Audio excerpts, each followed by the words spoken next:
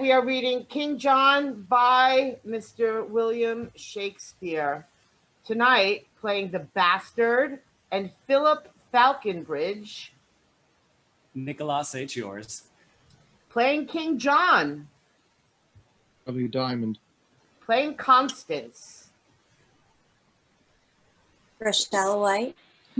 Playing Cardinal Pandulph and Kane. and Chatillion. That's me. That's Tom you. Kane. Yes. Playing Awesome.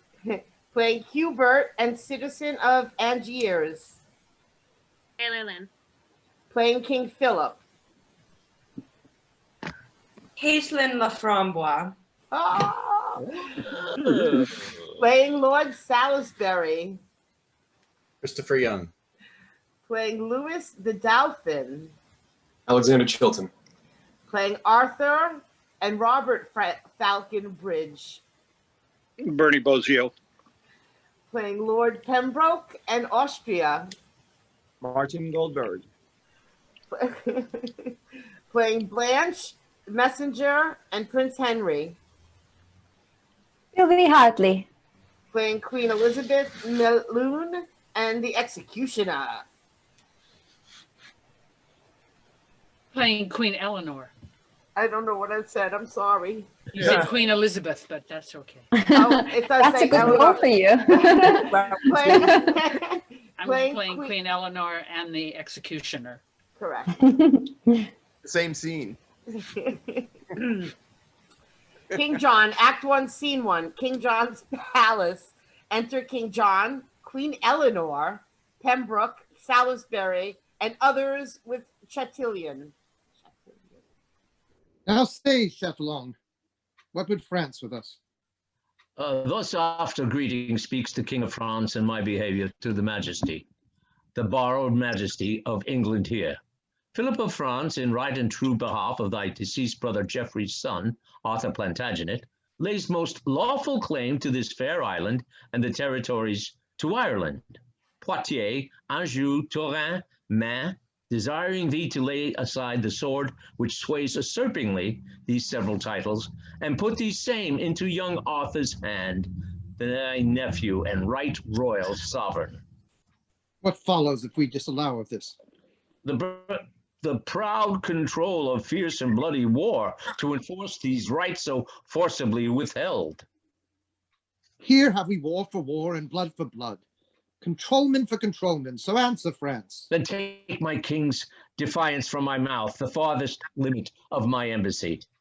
Bear mind to him, and so depart in peace.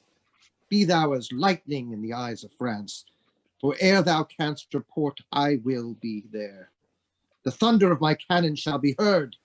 So hence, farewell, Chatillon. Exit Chatillon.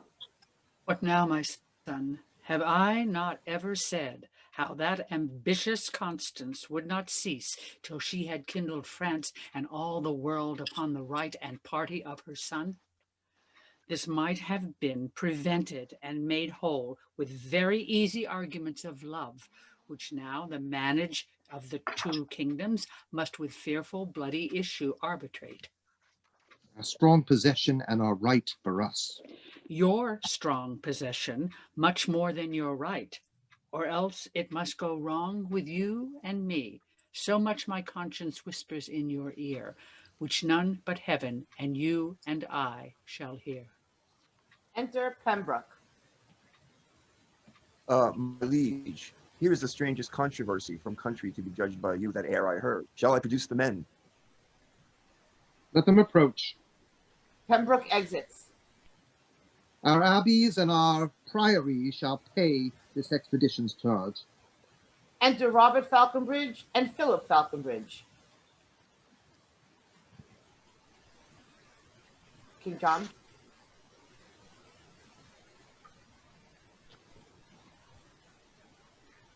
Your faithful subject, I, a gentleman, born in Nanthamshire and eldest son, and as I suppose to Robert Falconbridge, a soldier, by the honor-giving hand of CARDINAL, knighted in the field.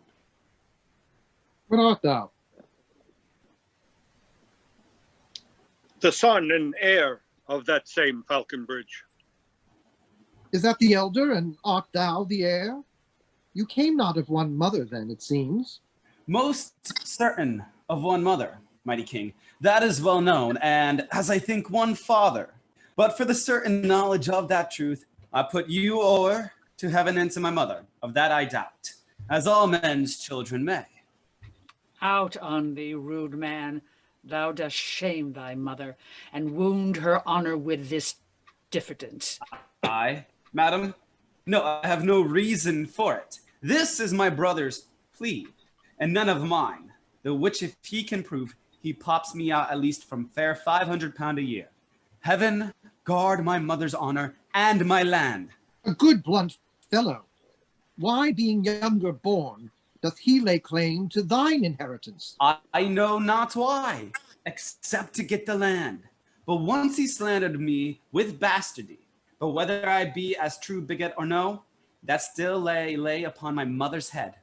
But that I am well fair fall the bones that took the pains for me.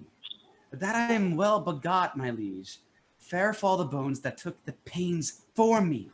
Compare our faces and be judge yourself. If old Sir Robert did beget us both, and were our father, and this son like him, oh, old Sir Robert, father on my knee, I give heaven thanks I was not like to thee. He hath the trick of Coeur de Lion's face. The accent of his tongue affecteth him.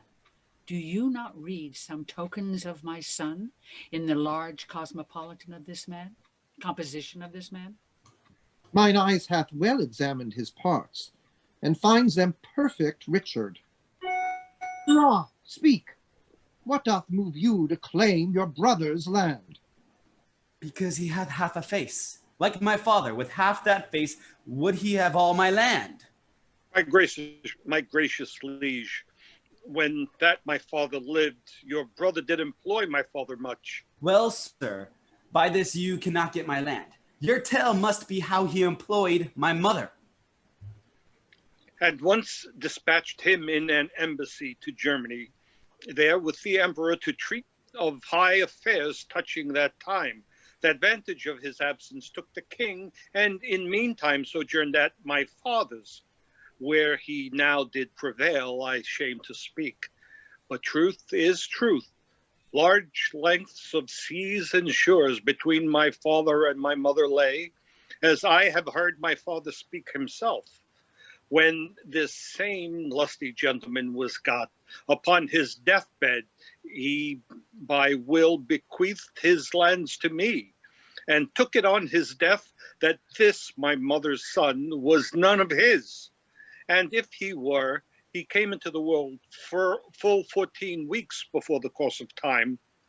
Then, good my liege, let me have what is mine, my father's land, as was my father's will.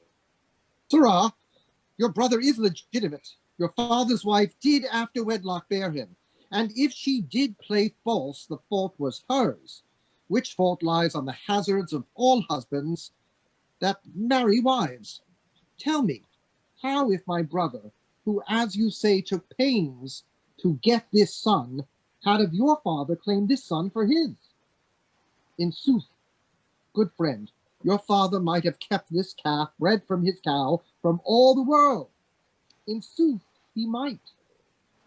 Then, if he were my brother's, my brother might not claim him, nor your father, being none of his, refuse him. This concludes, my mother's son did get your father's heir. Your father's heir must have your father's land.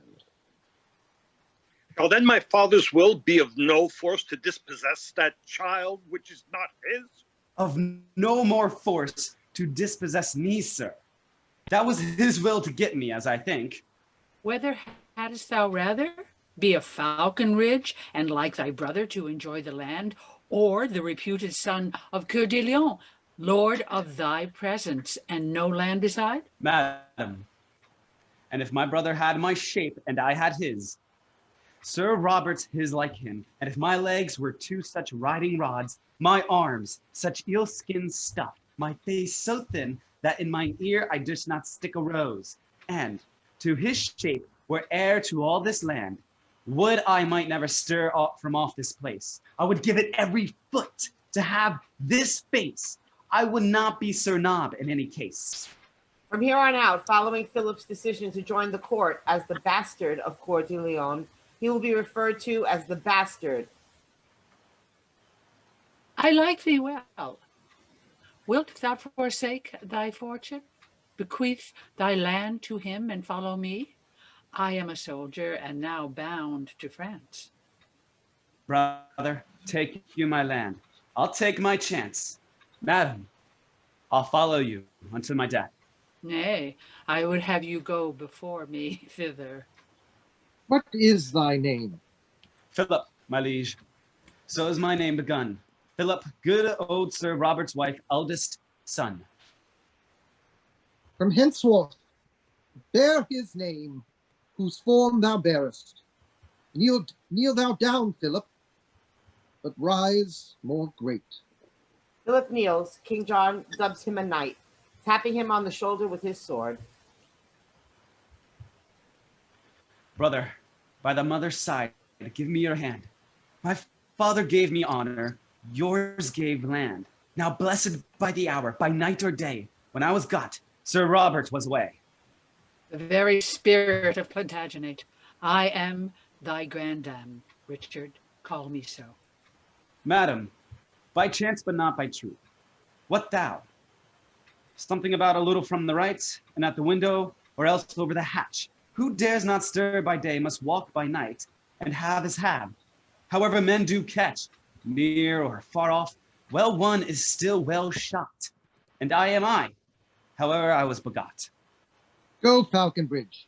Now hast thou thy desire. A landless knight makes thee a landed squire. Come, madam, and come, Richard. We must speed for France, for it is more than need. Brother, adieu. Good fortune come to thee, for thou wast got in the way of honesty. Exeunt all but the bastard. A foot of honor, better than I was, but many a foot of land, the worse. Well, now I can make any Joan a lady. God den, Sir Richard, God a mercy, fellow. And if name be George, I'll call him Peter. For new-made honor doth forget men's names. 'Tis too respective and too sociable, but this is worshipful society, and fits the mounting spirit like myself, for he is but a bastard to the time.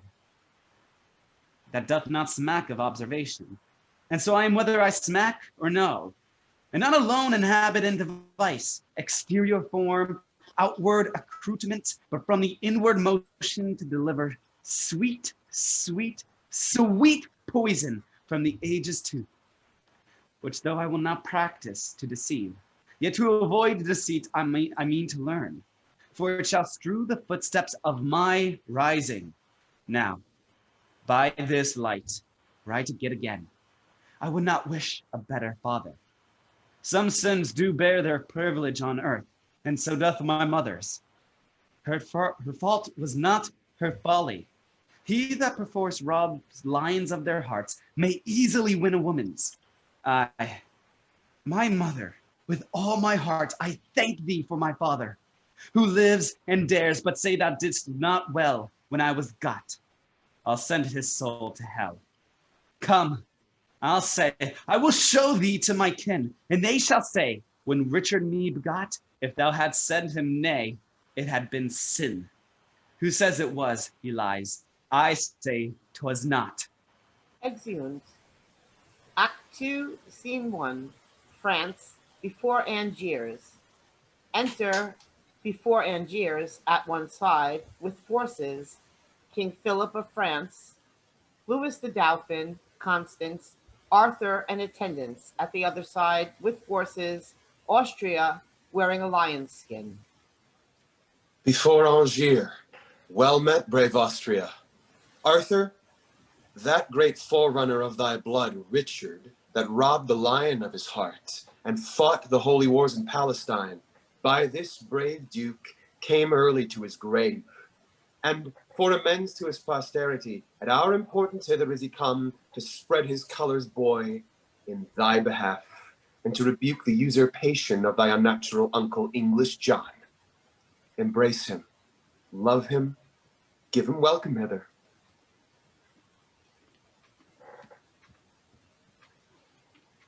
Arthur.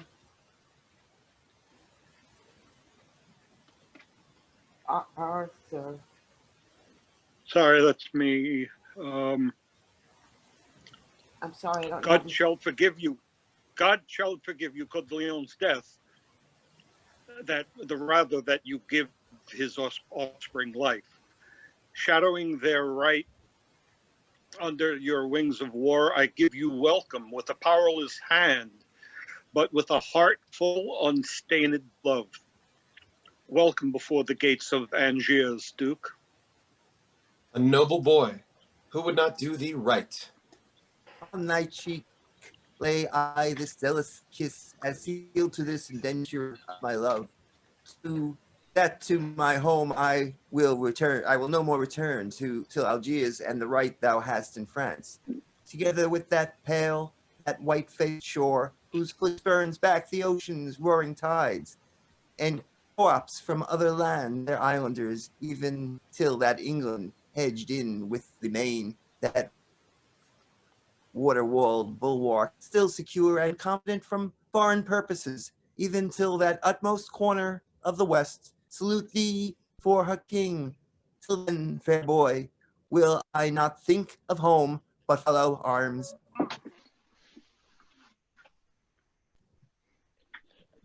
Oh, take this mother's thanks, a widow's thanks, till your strong hand shall help to give him strength, to make a more quital to your love. Peace of heaven is theirs that lift their swords in such a just and charitable war. Well then, to work. Our cannon shall be bent against the brows of this resisting town. Call for our chiefest men of England to hold the plots of best advantages. We'll lay for this town our royal bones. Wade to the marketplace in Frenchmen's blood, but we will make it subject to this boy. Stay for an answer to your embassy, lest unadvised you stain your swords with blood. My lord Chatillon may from England bring right and peace, which here we urge in war, and then we shall repent each drop of blood, that hot rash haste so indirectly shed. Wonder, lady. Lo, upon thy wish, our messenger Chatillon is arrived. What England says, say briefly, gentle lord. We coldly pause for thee. Chatillon, speak. And turn your forces from this paltry siege and stir them up against the mightier task. England, impatient of your just demands, put himself in arms. The adverse winds whose leisure I have stayed have given him time to land his legions as all soon as I. His marches are expedient to this town, his forces strong, his soldiers confident, with him along is the mother queen, and stirring him to blood and strife, with her niece, the Lady Blanche of Spain, with them a bastard of the king's deceased, and all the unsettled humors of the land. Rash, inconsiderate, fiery voluntaries, with ladies' faces, fierce dragon spleens, have sold their fortunes at their knave homes, bearing their birthrights proudly on their backs, to make hazard of new fortunes here. Drum beats. They are at hand to parley or to fight, therefore prepare. How much unlooked for this expedition? How much unexpected. By so much we must awaken ever for defense, for courage mounteth with occasion. Let them be welcome then, we are prepared. Enter King John, Queen Eleanor, Blanche, the bastard, lords, and forces. Peace be to France. If France in peace permit our just and lineal entrance to our own, if not, bleed France, and peace ascend to heaven, while we, God's wrathful agent, do correct their proud contempt that beats his peace to heaven. Peace be to England. If that war return from France to England, there to live in peace. England we love, And for that England's sake, with burden of our armor here we sweat. This toil of ours should be a work of thine. But thou from loving England art so far that thou hast underwrought his lawful king, cut off the sequence of posterity, outfaced infant state, and done a rape upon the maiden virtue of the crown. Look here upon thy brother Geoffrey's face. He points to Arthur. These brows were molded out of his. This little abstract doth contain that large which died in Geoffrey, and the hand of time shall draw this book into as huge a volume. That Geoffrey was thy elder brother born, and this his son. England was Geoffrey's right, and this is Geoffrey's in the name of God. How comes it then that thou art called a king, when green blood doth in these temples beat, which owe the crown that thou overmasterest? From whom hast thou this great commission? France, to draw my answer from my articles? From that supernatural judge that stirs good thoughts in a nest of strong authority, look into the blots and stains of right. That judge hath made me guardian to this boy, under whose warrant I impeach thy wrong, and by whose help I mean to chastise it. Alack, thou dost usurp authority. Excuse, it is to beat usurping down. Who is it thou call usurper, France? Let me make answer. A usurping son. Oh, out, insolent, thy bastard shall be king, that thou mayest be a queen and check the world. My bed was ever to thy son as true as thine was to thy husband. And this boy, liker in feature to his father Geoffrey than thou and John, in manners being as like as rain to water, or devil to his dam. My boy a bastard? By my soul, I think his father never was so true begot. It cannot be, and if thou wert his mother. There's a good mother, boy, that blots thy father. There's a good grandam boy that would blot thee. Peace. Hear the crier. What the devil art thou? One that will play the devil, sir, with you, and it may catch your hide, and you alone. You are the hare of whom the proverb goes, whose valor plucks dead lions by the beard. I'll smoke your skin coat, and I'll catch you right, sire. Look to it, in faith. I will, in faith. Oh, well, did he become that lion's robe, that did robe the lion of that robe? It lies slightly on the back of him, as great Aclyde chews upon an ass. But, ass, I'll take the burden from your back, or Leon shall make your shoulders crack. Oh, cracker, is this that same that deafs our ears with this abundance of superfluous breath? Women fools, break off your conference. King John, this is the sum of all. England and Ireland, Anjou, Touraine, Maine, in right of Arthur do I claim of thee. Wilt thou resign them and lay down these arms? Ha! My life is soon. I do defy thee, France, Arthur of Brittany. Yield thee to my hand, and out of my dear love I'll give thee more than e'er the coward hand of France can win. Submit thee, boy. Come to thy grandam, child. Do, child. Go to it, grandam, child. Give grandam kingdom, and grandam will give it a plum, a cherry, a fig. There's a good grandam. Arthur.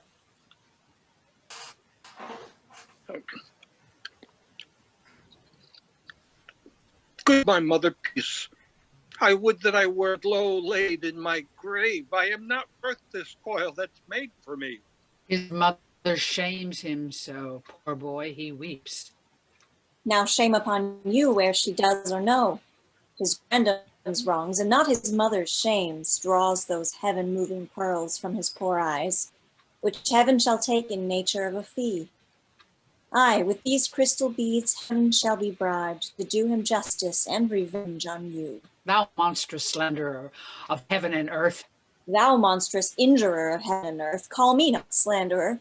Thou in thine usurp the dominations, royalties, and rights of this oppressed boy. This is thy eldest son's son, infortunate in nothing but in thee. Thy sins are visited on this poor child. The canon of the law is laid on him, being but the second generation removed from thy sin-conceiving womb. Bedlam have done. I have but this to say, that he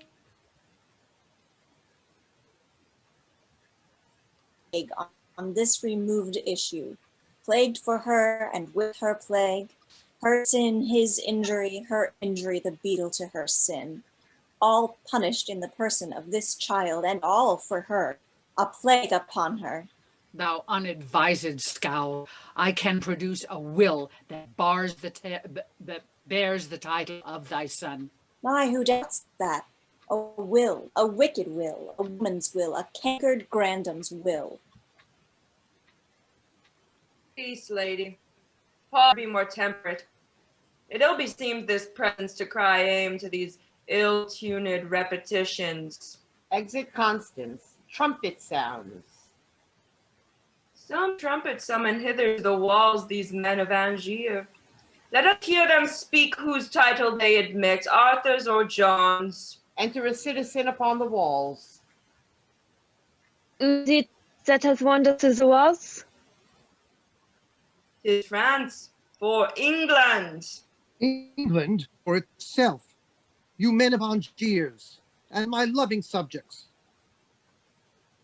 Yon, you loving men of Angiers, Arthur's subjects, our trumpet called you to this gentle pall.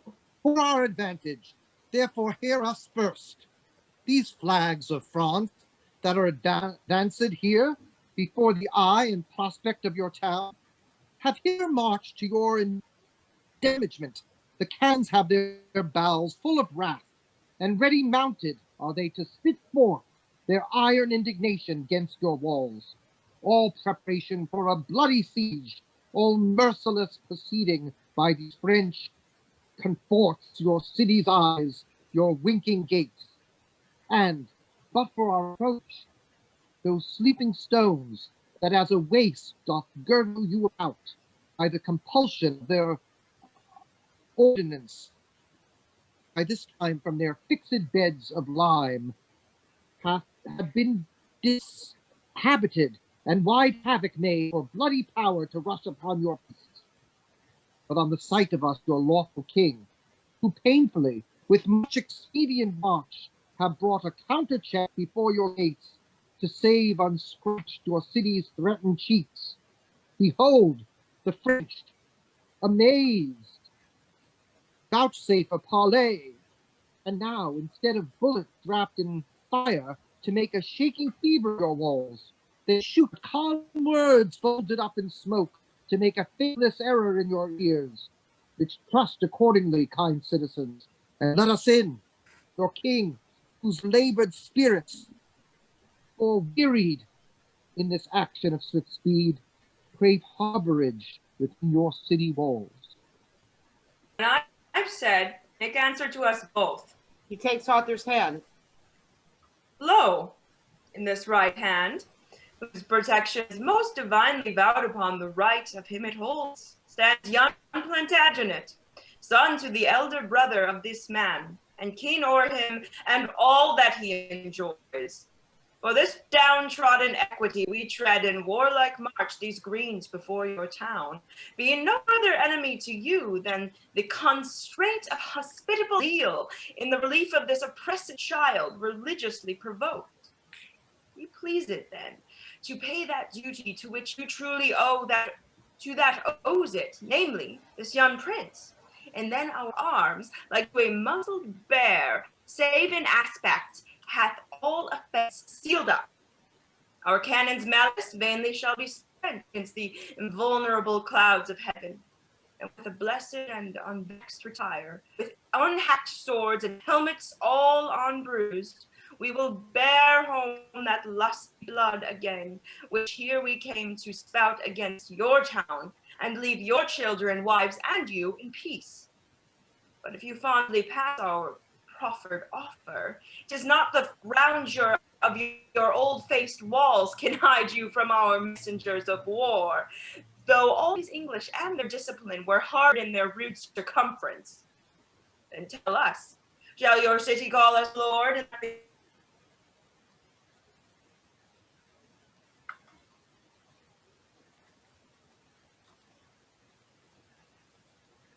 We are the King of England's subjects. For in and in his right we hold this town. Acknowledge then the king and let me in. That we cannot. But he that proves a king, to him we will prove loyal. So that time have we rammed up our gates against the world. Doth not crown of England prove the king? And if not that, I bring you witnesses. Twice 15,000 hearts of England's breed. Bastards and else. To verify our title with their lives. As many as, and as well-born blood goes. Some bastards too. No. And in his face to contradict his claim. So you compound whose right is worthiest, we for the worthiest hold the right from both. And God forgive the sin of all those souls that to their everlasting resident, before the dew of even fall, shall fleet in dreadful trial of our kingdom's king. Amen. Amen. Mount, chevaliers, to arms! St. George, that swing the dragon, and ere since sits on a horseback at mine hostess's door, teach us some sense. Sire, were I at home at your den, sire, with the lioness, I would set an ox head to your lion's hide, and make a monster of you. Austria. Peace no more. Oh, tremble, for you hear the lion roar. Up higher to the plain, where we'll set forth in best appointment all our regiments. Speed, then, to take advantage of the field. Shall be so, and at the other hill, command the rest to stand. God in our right! Ha, Majesty, how high thy glory towers, when the rich blood of kings is set on fire. Oh, now doth death line his dad chaps with steel. The swords of soldiers are his teeth, his fangs, and now he feasts, mousing the flesh of men and undetermined differences of kings. Why stand these royal fools amazed us? Cry havoc, kings, back to the stained field, you equal potents, fiery kindled spirits, that let confusion of one part confirm the other's peace. Till then, blows, blood, and death. By heaven, these scrolls of Angiers flout you, kings, and stand securely on their back.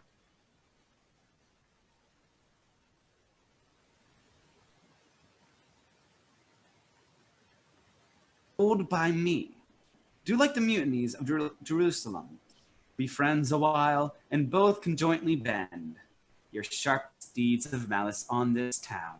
By east and west, let France and England mount battering cannon charge into the mouths, till their soul-fearing clamor brawl down flinty ribs of the contentious city. I'll play incessantly upon these shades, even till unfenced desolation, leave them as naked as the vulgar air. That done, dissever your united strength and part your mingled colors once again. Turn face to face and bloody point to point. Then in a moment, fortune shall cull out one side her happy minion, to whom in favor she shall give the day and kiss him with glorious victory. How like you this wild counsel, mighty states? Smacks it not something of the policy? Now by the sky that hangs above our heads, I like it well. France, shall we knit our powers and lay Angiers even to the ground? Then, after fight, who shall be king of it? And if thou hast the mettle of a king, being wronged as we are by this peevish town, turn the mouth of thy artillery, as we will ours, against these saucy walls, and When that we have dashed into the ground, why then defy each other and pell-mell make work upon ourselves, for heaven or hell? Let it be so. Say, where will you assault? We from the west will send destruction into this city's bosom. I from the north. Our thunder from the south shall rain a drift of bullets on this town. Oh, prudent discipline. From north to south, Austria and France shoot in each other's mouth. I'll stir them to it. Come away! Away! Hear us, great kings. Vouchsafe a while to stay, and I shall show you peace and fair-faced league. Win you city, without stroke or wound, raise those breathing lives to die in beds that here come sacrifices for the field.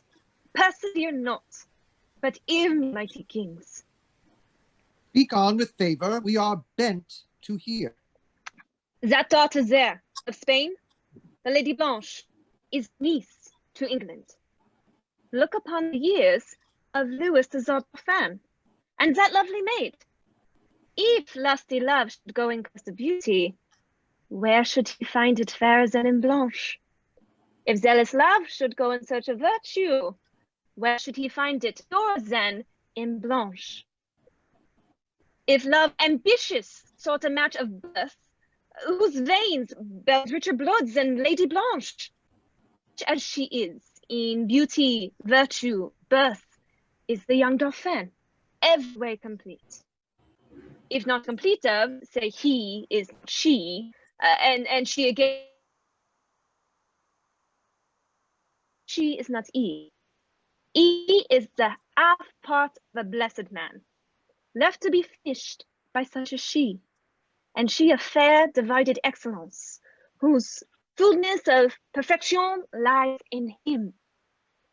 Oh, two such silver currents, when they join, do glorify the banks that bound them in.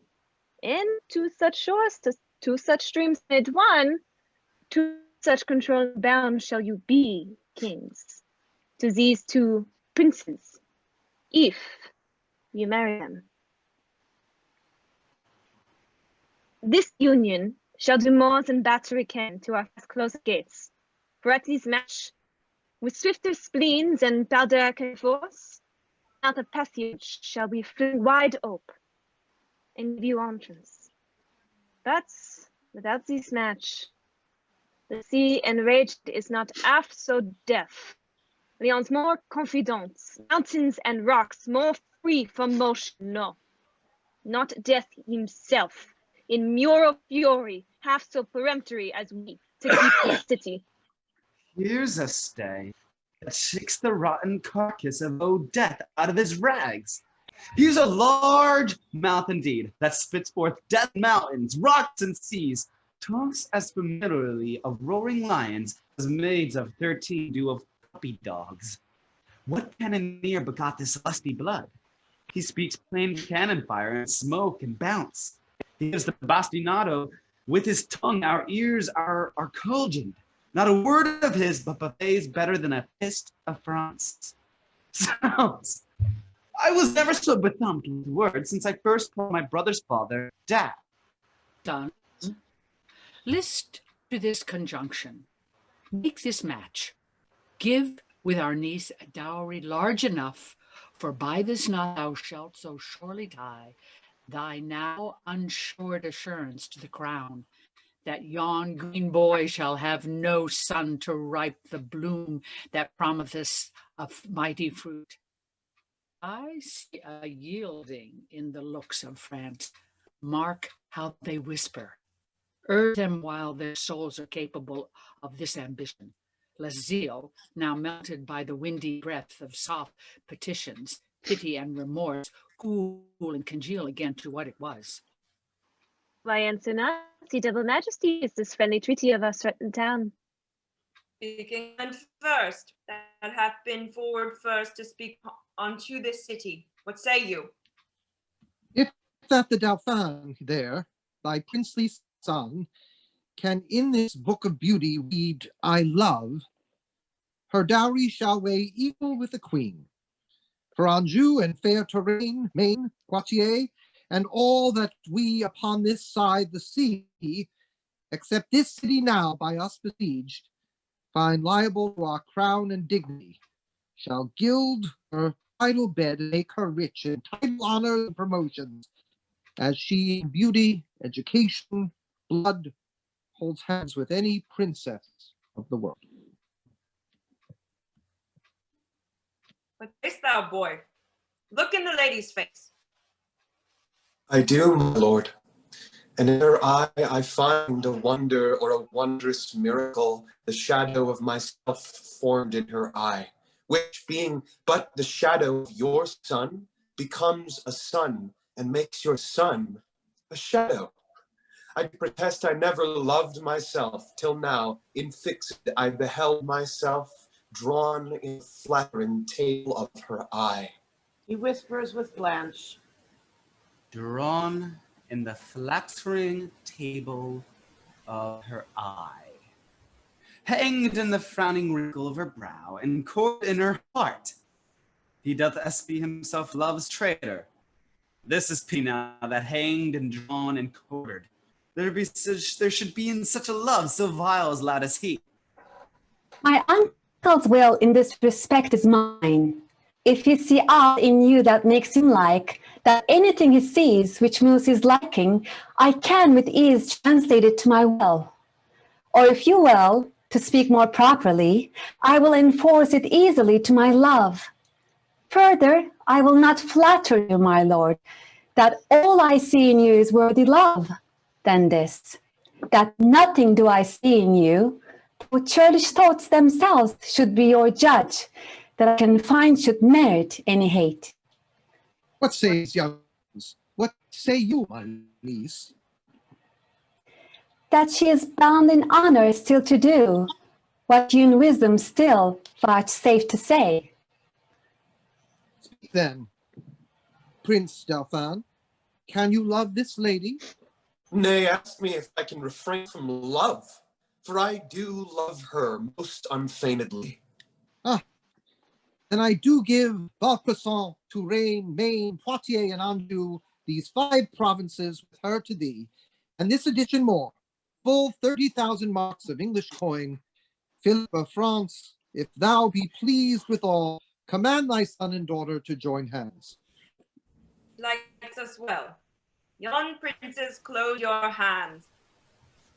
And yours too, for I am well assured that I did so when I was first assured. Blanche and Dauphin hold hands and kiss. Now, citizens of Angiers, ope your gates. Let in that pity which you have made for at St. Mary's Chapel presently. The rites of marriage shall be solemnized.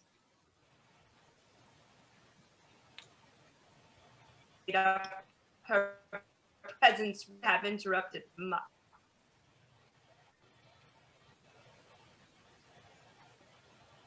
No right we came, which we, God knows, have turned another way to our own vantage. We will heal up all, for we'll create young Arthur, Duke of Brittany, and Earl of Richmond, this rich fair town we make him lord of. I trust we shall, if not fill up the measure of her will, we shall stop her exclamation. Go we to her as haste will suffer us to this unlooked for, unprepared pomp. Exhumed all but the bastard. Mad world, mad kings, mad composition.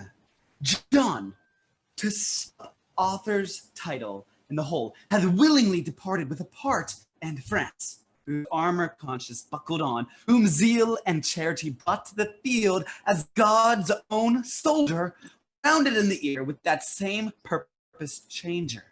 The sly devil, that broker that still breaks the pate of faith, that daily break vow, he that wins of all, of kings, of beggars, old men, young men, maids, who having no external thing to lose, but the word maid, cheats the poor maid of that smooth-faced gentleman, tickling commodity, commodity, the bias of the world. The world, who of itself is pious well, made to run even upon even ground, till this advantage, this vile drawing bias, this sway of motion, this commodity, this bod, this broker, this all-changing word, clapped on the outward eye of France, have drawn him from his own determined aid, from his resolved and honorable war, to a most base and vile concluded peace.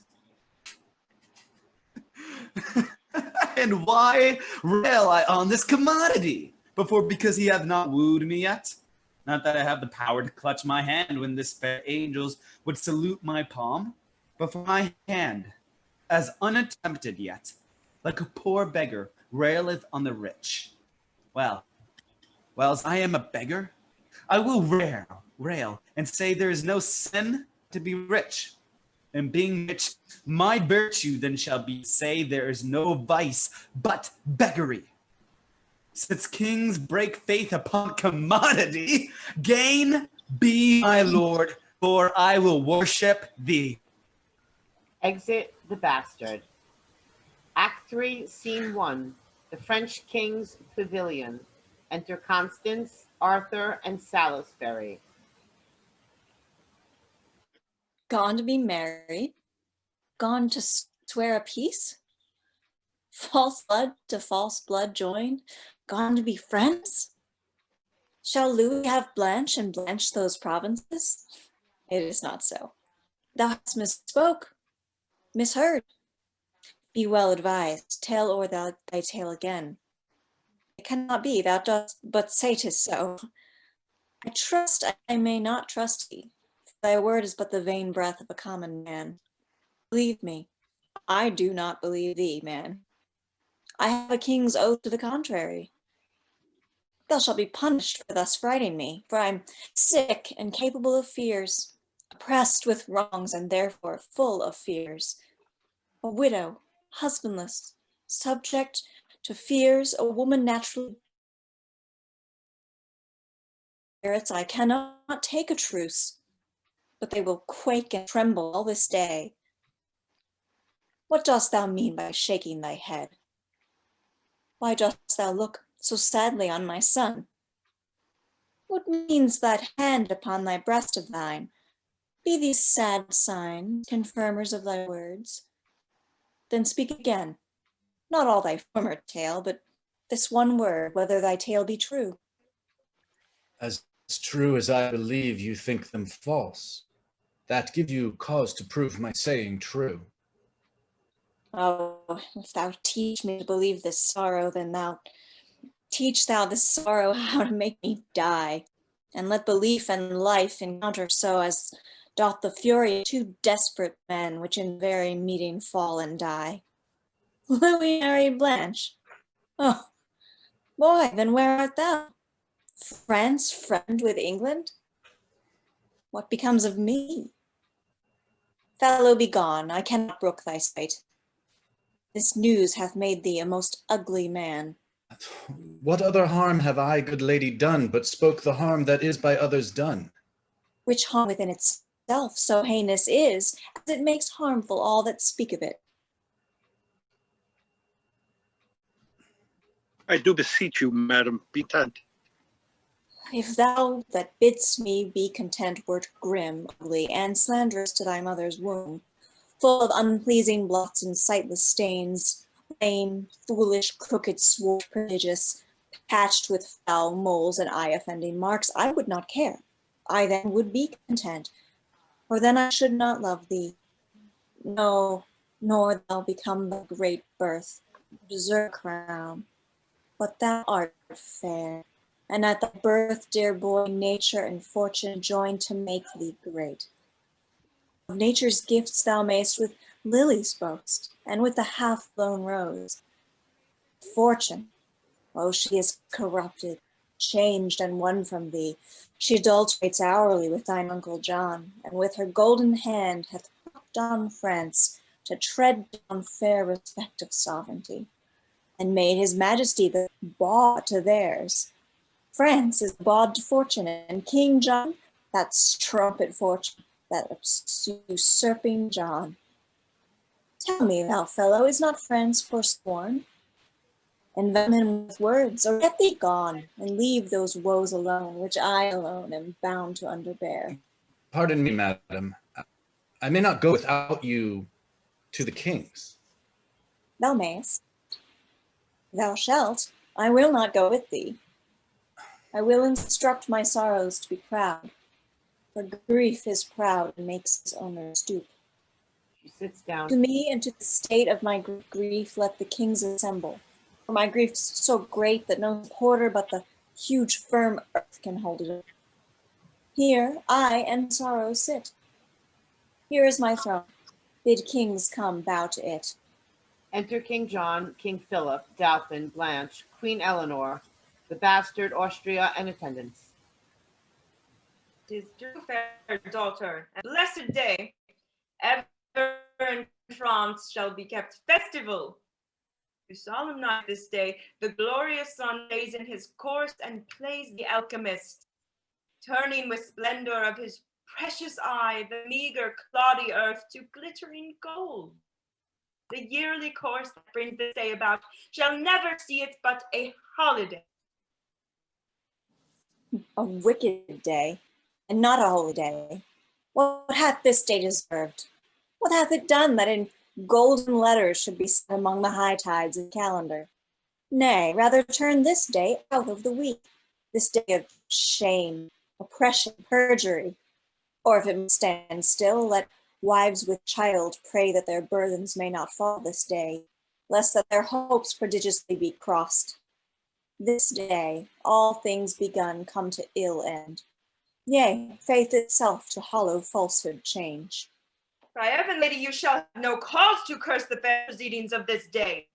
Have I not pawned to you my majesty? You have beguiled me with a counterfeit resembling majesty, which, being touched and tried, proves valueless. You are forsworn, forsworn. You came in arms to spill mine enemy's blood, but now in arms you strengthen it with yours. The grappling vigor and rough frown of war is cold in amity and painted peace, and our oppression hath made up this league. Arm, arm, you heavens, against these perjured kings. A widow cries, be husband to me, God. Let not the hours of this ungodly day wear out the day in peace, but ere sunset set, armed discord twixt these perjured kings. Hear me, oh, hear me. Lady Constance, peace. War, war, no peace. Peace is to me, O war. O Limoges, O Austria, thou dost shame that bloody spoil. Thou slave, thou wretch, thou coward, thou little valiant, great in villainy, thou ever strong upon the stronger side.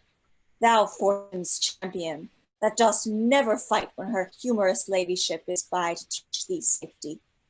Thou art perjured too, soothed up greatness.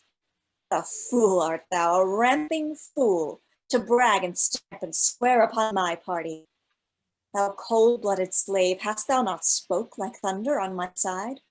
Been sworn my soldier, bidding me depend upon thy stars, thy fortune and thy strength, and dost thou not fall over to my foes? Thou wear a lion's hide. Doff it for shame, hang a calfskin on these recreant limbs. Oh, that a man should speak those words to thee. And hang a calfskin on those recreant limbs. Thou darest not say so, villain, for thy life. And hang a calfskin on those recreant limbs. We like not this. Thou dost forget thyself. Here comes the holy legate of the Pope. Well, you anointed deputies of heaven, to thee, King John, my holy errand is. I, Pandulph, of fair MELUN, Cardinal, and from Pope Innocent the legate here, to in his name religiously demand why thou against the church, our holy mother, willfully dost spurn and force perforce keep Stephen Langton, chosen Archbishop of Canterbury, from that holy see. This in our force and Holy Father's name, Pope Innocent, I do demand of thee. What earthly name to interrogatories can task the free breath of a sacred king? Thou canst not, Cardinal, devise a name so slight, unworthy, and ridiculous to charge me to answer as the Pope. Tell him this tale, and from the mouth of England, and add thus much more, that no Italian priest shall tithe or toil in our dominions. But as we under heaven are supreme head, so under him that great supremacy, where we do reign, we will alone uphold, without the assistance of a mortal hand. So tell the Pope, all reverence set apart to him and his usurped authority.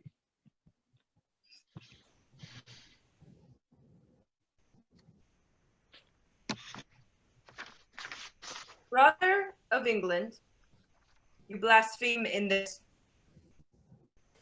Though you and all the kings of Christian are led so closely by this meddling priest, dream the curse that money may buy out, and by the merit of vile gold dross dust, purchased, corrupted the pardon of man, who in that safe sell pardon from himself.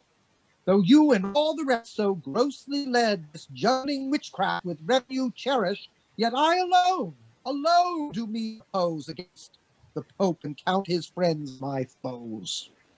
Then, by the lawful power that I have, thou shalt stand cursed and excommunicate, and blessed shall be he be that doth a revolt from his allegiance to an heretic, and meritorious shall be that man be called, canonized, and worshipped as a saint that takes away by any secret course thy hateful life. Oh, lawful let it be that I have room with Rome to curse a while. Good Father Cardinal, cry thou amen to my keen curses, for without my wrong there is no tongue hath power to curse him right. There's law and warrant, lady, for my curse. And for mine too. When law can do no right, let it be lawful that law bar no wrong. Law cannot give my child his kingdom here, for he that holds his kingdom holds the law. Therefore, since law itself is perfect wrong, how can the law forbid my tongue to curse? There.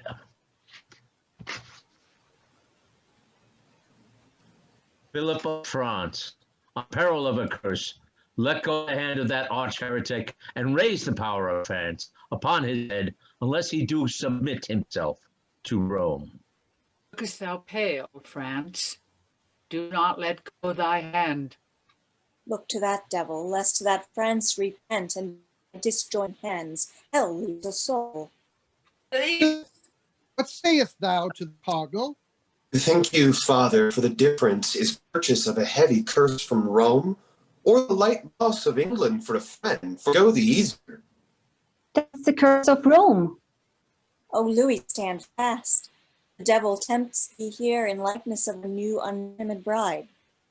The Lady Constance speaks not from her faith, but from her need. Oh, if thou grant my need, which only lives by the death of faith, that need must need infer this principle, that faith would live again by death of need. Oh, and tread down my need, and faith mounts up. Keep need up, and faith is trodden down. Ah, the king is moved and answers not to this. Be removed from him and answer well. So, King Philip, no more in doubt. Paying nothing but a calf skin, most sweet lout. Good Reverend Father, make my person yours, and tell me how you would bestow yourself. The royal hand and mine are newly knit, and the conjunction of our inward souls married in league, coupled and linked together with all religious strength of sacred vows. The latest breath that gave the sound of words was deep-born faith, peace, amity, true love, between our kingdoms, our royal selves. And even before this truce, but new before, no longer than we well wash our hands to clap this royal bargain of peace. Heaven knows they were besmeared and overstained with slaughter's pencil, where revenge did paint the fearful difference of scented kings. And shall these hands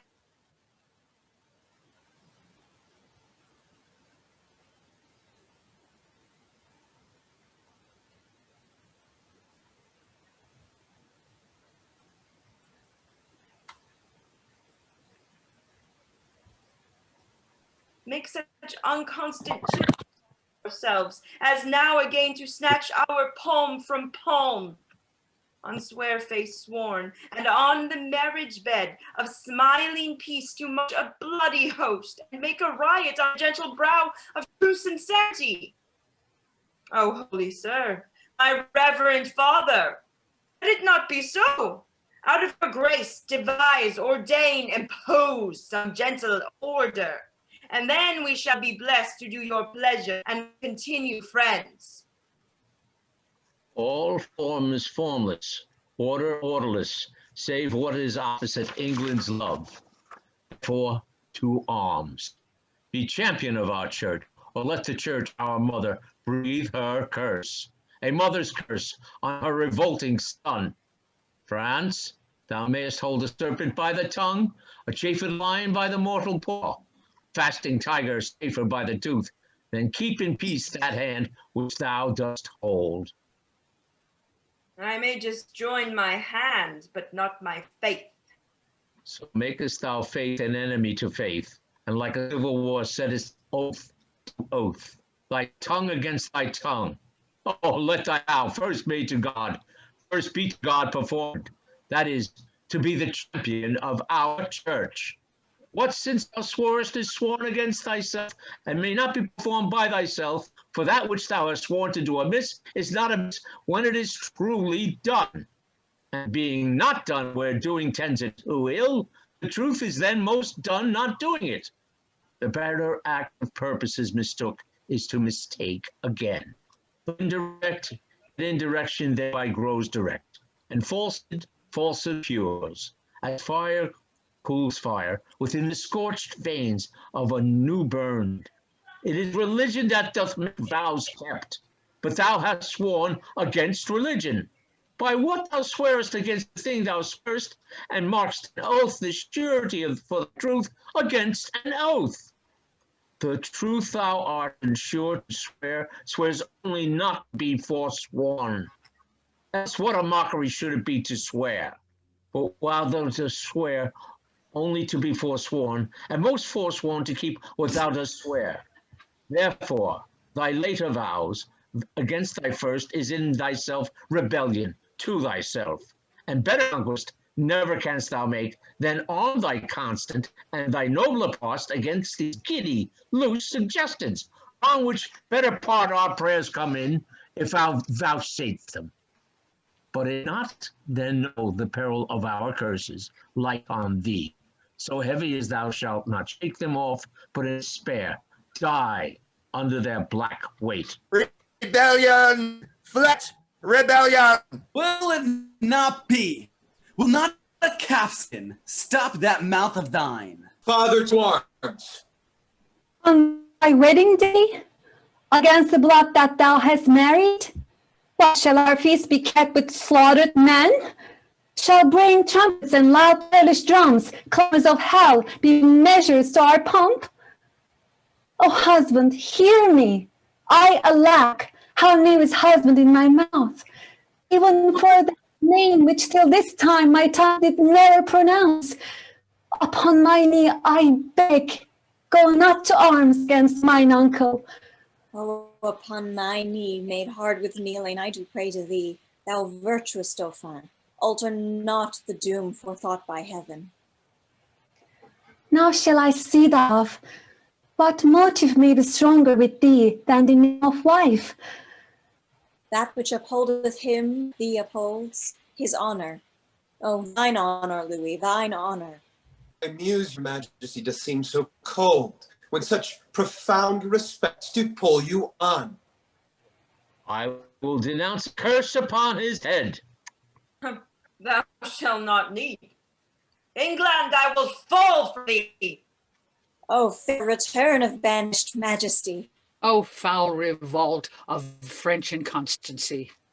France, thou shalt rue this hour within this hour. Oh, time the clock setter, the bold sexton time. And as he will, well then, France shall rue. The sun's overcast with blood. Fair day, adieu. Which is the side that I must go withal? And with both, each army at hand. And in their rage, I having hold of both, they swirl asunder and dismember me. Husband, I cannot pray that thou mayst win. Uncle, I needs must pray that thou mayst lose. Father, I may not wish the fortune thine. Grandam, I will not wish thy fortunes thrive. Whoever wins on that side shall I lose. Assured loss before the match be played.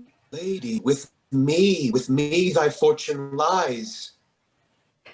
There, where my fortune lives, there my life dies. Cousin, go draw our puissance together. France, I am burned up with inflaming wrath, a rage whose heat hath this condition, hath nothing to allay, nothing but blood, the blood and dearest valued blood of France. Thy rage shall burn thee up, and thou shalt turn to ashes ere our blood shall quench that fire. Look to thyself, thou art in jeopardy. No more than he that threats. To arms, let's hie!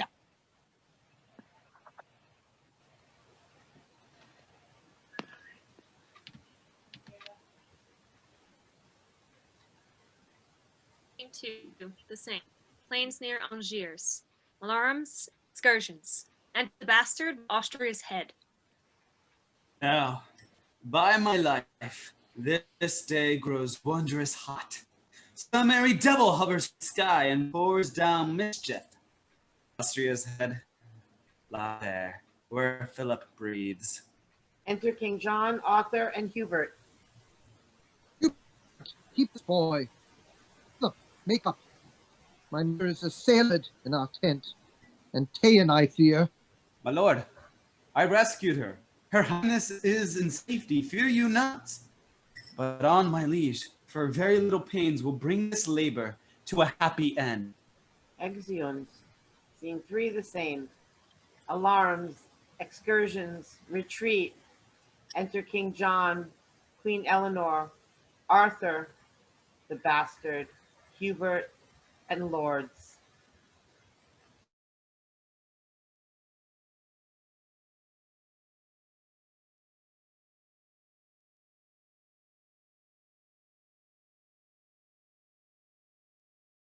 As thy father was. Oh, this will make my mother die with grief. Cousin, away for England. Haste before, and ere our coming see thou shake the bags of hoarding habits. Imprisoned angels set at liberty. The fat ribs of peace must by the hungry now be fed upon. Use our commission in his utmost force. Bell, book, and candle shall not drive me back when gold and silver becks me to come on.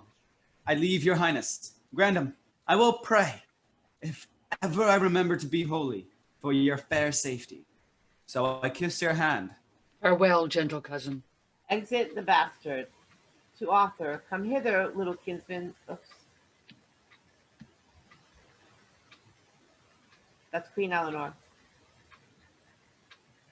Oh, come hither, little kinsman. Hark a word. Queen Eleanor and Arthur Come walk hither, aside. Hubert. Come hither, Hubert. He takes aside Hubert. Oh, my gentle Hubert. We owe thee much. Within this wall of flesh there is a soul counts thee her creditor, and with advantage means to pay thy love. And, my good friend, thy voluntary oath lives in this bosom, dearly cherished. By heaven, Hubert, I am almost ashamed to say what good respect I have of thee. I'm much bounden to your majesty. Good friend, thou hast no cause to say so yet, but thou shalt have. And creep time ne'er so slow, yet it shall come from me to do thee good. I had a thing to say, but let it go. The sun is in the heaven, and the proud day, attended with the pleasures of the world, is all too wanton and too full of gauds to give me audience. If the midnight bell did with his iron tongue and brazen mouth sound on into the drowsy race of night, if this same were a churchyard where we stand, and thou possessed with 1,000 wrongs, or if that surly spirit, melancholy, had baked thy blood and made it heavy, thick, which else runs tickling up and down the veins, making that idiot laughter heat men's eyes and strain their cheeks to idle merriment, a passion hateful to my purposes. Or if that thou couldst see me without eyes, hear me without thine ears, and make reply without a tongue, using conceit alone, without eyes, ears, and harmful sounds of words, then in despite of brooded watchful day, I would into thy bosom pour my thoughts. But I will not. Yet I love thee well, and by thy troth I think thou lovest me well. So well that what you bid me undertake, though that my death were adjunct to the act, by heaven I would do it. Do not I know thou wouldst. Good Hubert, Hubert, Hubert, throw thine eyes on yon young boy. I'll tell thee what, my friend, he is a very serpent in my way, and wheresoever this foot of mine doth tread, he lies before me. Dost thou understand me? Thou art his keeper. And I'll keep him so, that he shall not offend your majesty. Death, My lord? a grave. He shall not live. Enough. I could be merry now. Hubert, I love thee. Well, I'll not say what I intend for thee. Remember. Madam, fare you well. I'll send those powers o'er to your majesty. My blessings go with thee. For England, cousin, go. Hubert shall be your man. Attend on you with all true duty. On toward Calais, ho! Exeunt. Scene 4, the same. King Philip's tent. Enter King Philip, Dauphin, Pandulph, and attendants.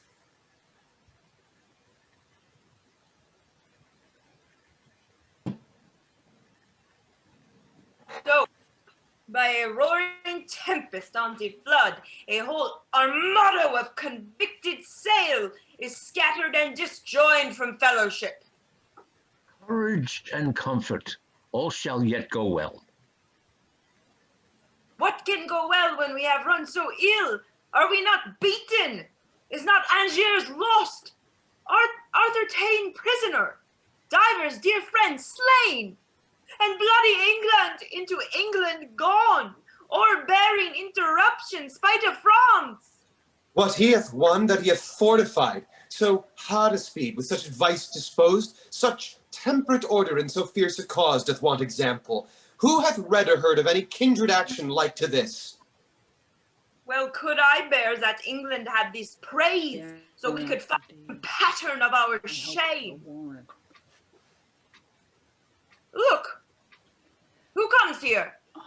A grave unto a soul, holding the eternal spirit against her will in the vile prison of afflicted breath. I prithee, lady, go away with me. Lo, now I see the issue of your peace.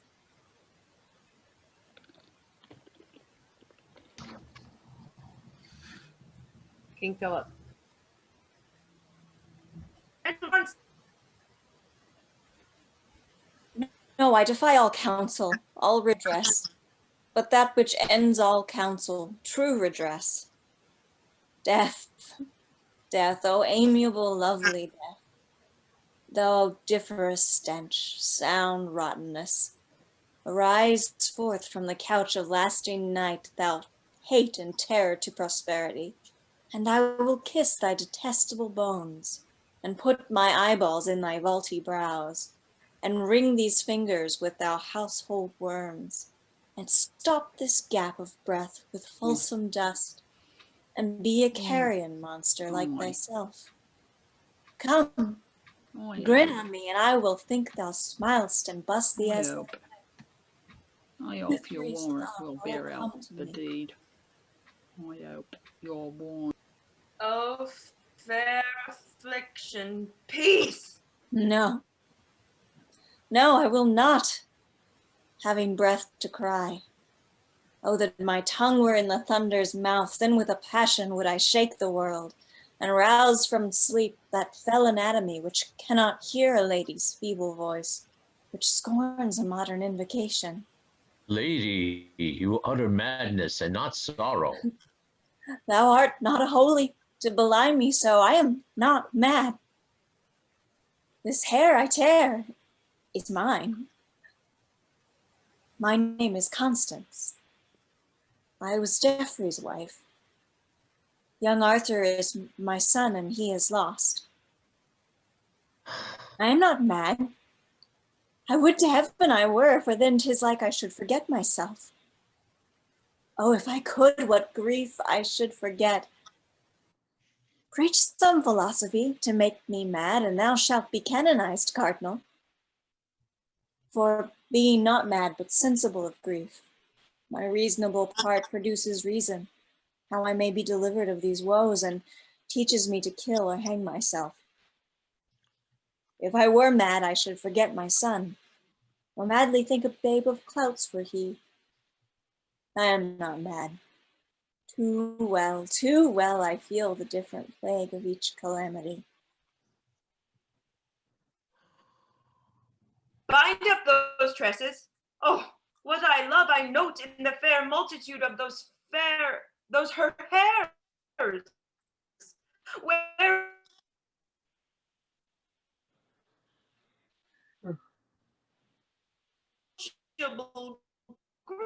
grief.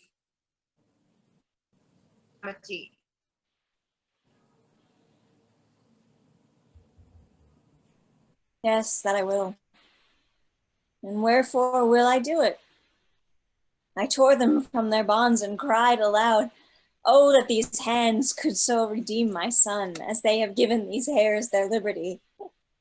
But now I envy at their liberty, and will again commit them to their bonds, because my poor child is a prisoner. She binds up her hair. And Father Cardinal, I have heard you say that we shall see and know our friends in heaven.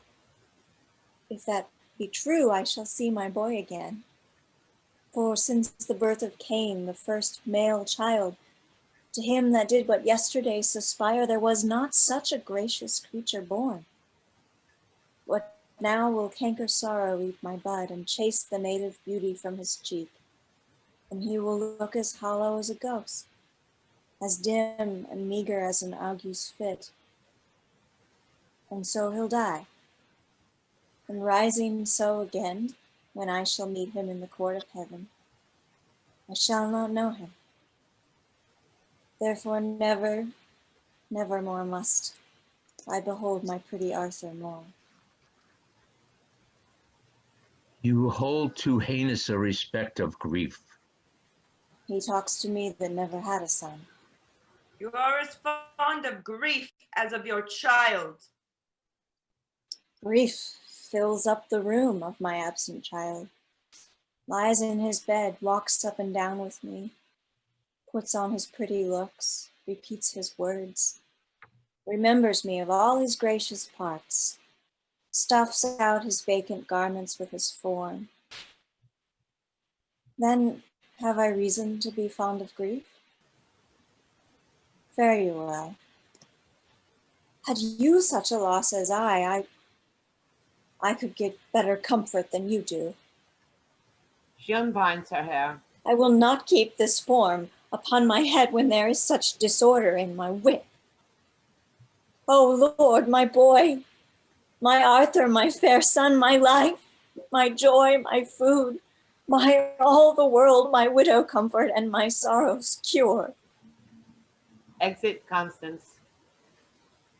I fear some outrage, and I'll follow her. Exit King Philip with attendants. There's nothing in this world can make me joy. Life is as tedious as a twice-told tale, vexing the dull ear of a drowsy man, and bitter shame hath spoiled the sweet world's taste, that it yields naught but shame and bitterness. What have you lost by losing of this day? All days of glory, joy, and happiness. No, no. When fortune means to men most good, she looks upon them with a threatening eye. 'Tis strange to think how much King John hath lost in this which he accounts so clearly won. Are you not grieved that Arthur is his prisoner? As heartily as he is glad he hath him. Ah, your mind is all as useful as your blood. Now hear me speak with a prophetic spirit. For even the breath of what I mean to speak shall blow each dust, each straw, each little rub out of the path which shall directly lead thy foot to England's throne. And therefore mark, John hath seized Arthur, and it cannot be that whilst warm life plays in that infant's veins, the misplaced John should entertain an hour, 1 minute, nay, 1 quiet breath of rest. A scepter snatched with an unruly hand must be as boisterously maintained as it gained, and he that stands upon a slippery place makes nice of no vile hold to stay him up, that John may stand. Then Arthur needs must fall. So be it, for it cannot be but so. But what shall I gain by young Arthur's fall? You, in the right of Lady Blanche, your wife, may then make all the claim that Arthur did. And lose it, life and all, as Arthur did. Oh, how green you are, and fresh in this old world. John lays you plots. The times conspire with you. For he that steeps his safety in true blood shall find but bloody safety in untrue. This act so evilly born shall cool the hearts of all his people and freeze up their zeal, that none so small advantage shall step forth to check his reign, but they will cherish it. No natural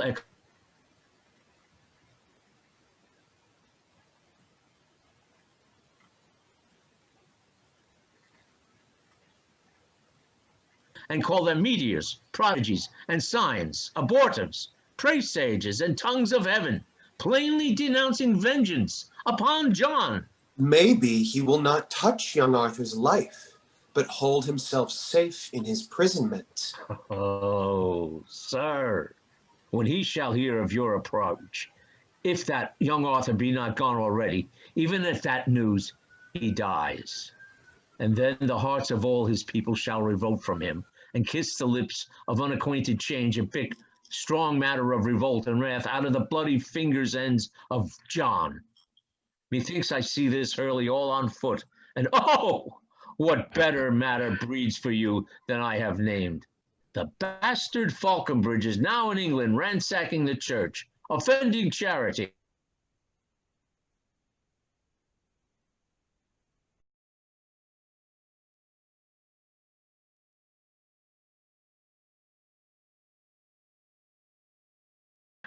Go with me to the king. It's wonderful what may be wrought out of their discontent. Now that their souls are topful of offense, for England go, I will wet on the king. Strong reasons to make strong actions. Let us go. If you say aye, the king will not say no. Exeunt. Act 4, Scene 1, a room in a castle. Enter Hubert and executioner with irons and ropes. Keep me these irons hot, and look thou stand within the arras. When I strike my foot upon the bosom of the ground, rush forth and bind the boy which you shall find me with fast to the chair. Be heedful. Hence and watch. I hope your warrant will bear out the deed. Uncleanly scruples fear not you. Look to it. Exit executioner. Young lad, come forth. I have to say with you. Enter Arthur. Good morrow, Hubert. Good morrow, little prince. As little prince, having so great a title to be more prince as may be, you are sad. Indeed, I have been merrier. Mercy on me. Methinks nobody should be sad but I. Yet remember, when I was in France, young gentlemen would be as sad as night, only for wantonness by my Christendom. So I were out of prison and kept sheep. I should be as merry as the day is long. And so I would be here, but that I doubt my uncle practices more harm to me. He is afraid of me, and I of him. Is it my fault that I was not Geoffrey's son? No, indeed, is not. And I would to heaven I were your son. So This innocent prate, he will awake my mercy which lies dead. Therefore I will be sudden and dispatch. Are you sick, Hubert? You look pale today. In sooth, I would you were a little sick, that I might sit all night and watch with you. I warrant I love you more than you do me. His words do take possession of my bosom. He shows Arthur a paper. Read here, young Arthur. Is it not fair writ? Too fairly, Hubert, for so foul effect. Must you with hot irons burn out both mine eyes? Young boy, I must. And will you? And I will. Have you the heart? When your head did ache, I knit my handkerchief about your brows, and the best I had, a princess wrote it me, and I did never ask it you again. And with my hand at midnight held your head, and like the watchful minutes to the hour, still and anon cheered up the heavy time, saying, what lack you, and where lies your grief? Or what good love may I perform for you? Many a poor man's son would have leaned still and ne'er have spoke a loving word to you. But you at your sick service had a prince. Nay, you may think my love was crafty love, and call it cunning. Do, and if you will, if heaven be pleased that you must use me ill, why then you must. Will you put out mine eyes, these eyes that never did nor never shall so much as frown on you? I have sworn to do it, and with hot irons must I burn them out. Ah, none but in this iron. Age would do it. The iron itself, though heated red hot, approaching near the eyes, would drink my tears and quench his fiery indignation, even in the matter of mine innocence. Nay, after that consume away in rust, but for containing fire to harm mine eye. Are you more stubborn hard than hammered iron? And if an angel should have come to me and told me Hubert should put out mine eyes, I would not have believed him. No tongue but Hubert's. Come forth. Re-enter executioner with a cord, hot iron, and burning coals. Do as I bid you. Oh, save me, Hubert, save me. My eyes are out, even with the fierce looks of these bloody men. Give me the iron, I say, and bind him here. Executioner ties up Arthur. Hubert takes the iron. Alas, what need you be so boisterous, rough? I will not struggle. I will stand stone still. For God's sake, Hubert, let me not be bound. Nay, hear me, Hubert. Drive these men away, and I will sit as quiet as a lamb, and I will not stir, nor wince, nor speak a word, nor look upon the iron angrily. Thrust but these men away, and I'll forgive you whatever torment you put me to. Go. Stand within. Let me alone with him. I am best pleased to be from such a deed. Exit executioner. Alas, I then have chid away my friend. He hath a stern look, but a gentle heart. Let him come back, that his compassion may give life to yours. Come, boy, prepare yourself. Is there no remedy? None but to lose your eyes. Oh, God, that were but a mote in yours, a grain, a dust, a gnat, a wandering hair. Any annoyance in that precious sense. Then, feeling what small things are boisterous there, your vile intent must needs seem horrible. Is this your promise? Go to, hold your tongue. Hubert, thy utterance of a brace of tongues must needs want pleading for a pair of eyes. Let me not hold my tongue, let me not, Hubert. Or, Hubert, if you will, cut out mine tongue, so I may keep my eyes. Oh, spare my eyes, though to no use, but still to look on you. Hubert seizes the iron. Lo, by my truth, the instrument is cold, and you would not harm me. I can heat it, boy. No, in good sooth, the fire is dead with grief, being create for comfort to be used in undeserved extremes. See else yourself, there is no malice in this burning coal. The breath of heaven has blown his spirit out and strewed repentant ashes on his head. But with my breath I can revive it, boy. And if you do, you will make it blush and glow with shame of your proceedings, Hubert. Nay, it perchance will sparkle in your eyes, and, like a dog that is compelled to fight, snatch at his master that doth tar him on.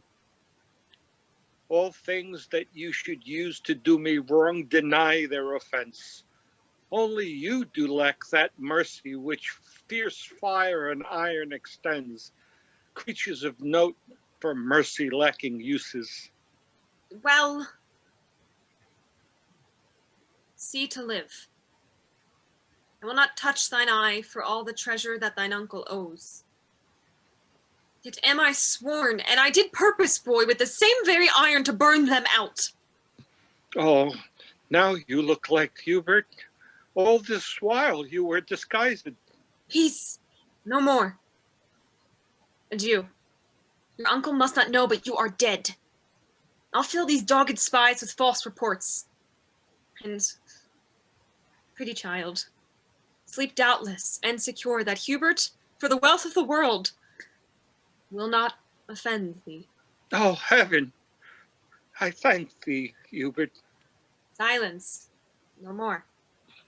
Go closely in with me. Much danger do I undergo for thee. Exeunt. Scene 2, King John's palace. Enter King John, Pembroke, Salisbury, and other lords. King John ascends the throne. Here once again we sit, once again crowned and looked upon, I hope, with cheerful eyes. This once again, but that your highness pleased, was once superfluous. You were crowned before, and that high royalty was ne'er plucked off. The faiths of men ne'er stained with revolt. Fair expectation troubled not the land with any longed for change or better state. Therefore, to be possessed with double pomp, to guard a title that was rich before, to gild refined gold, to paint the lily, to throw perfume on the violet, to smooth the ice and add another hue unto the rainbow, or with taper light to seek the beauteous eye of heaven to garnish, is wasteful and ridiculous excess, and in the last repeating troublesome, being urged at a time unseasonable. When workmen strive to do better than well, they do confound their skill in covetousness, and oft times, excusing of a fault, doth make the fault the worse by the excuse.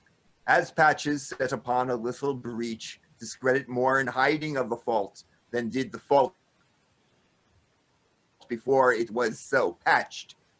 To this effect, before you were new crowned, we breathed our counsel, but it pleased your highness to overbear it, and we are all well pleased, since all and every part of what we doth make a stand at what your highness will. Some reasons of this double carnation I have possessed you with, and think them strong, and more strong, when lesser is my fear, I shall endue you with. Meantime, but ask what you would have reformed that is not well. And well shall you perceive how willingly I will both hear and grant you your requests. Then I, as one that am the tongue of these, to sound the purpose of all their hearts, both for myself and them, but chief of all your safety, for which myself and them bend their best studies, heartily request the enfranchisement of Arthur, whose restraint doth move the murmuring lips of discontent to break into this dangerous argument. If what in rest you have in right you hold, why then your fears, which as they say attend the steps of wrong, should move you to mew up your tender kinsman, and to choke his days with barbarous ignorance, and deny his youth the rich advantage of good exercise, that the time's enemies may not have this to grace occasions. Let it be our suit that you have bid us ask his liberty, which for our goods we do no further ask, then whereupon our will on you depending counts in your will he have his liberty. Let it be so. I do commit his youth to your direction. Hubert, what news with you? This is the man that should do the bloody deed. He showed his warrant to a friend of mine. The image of a wicked, heinous fault lives in his eye.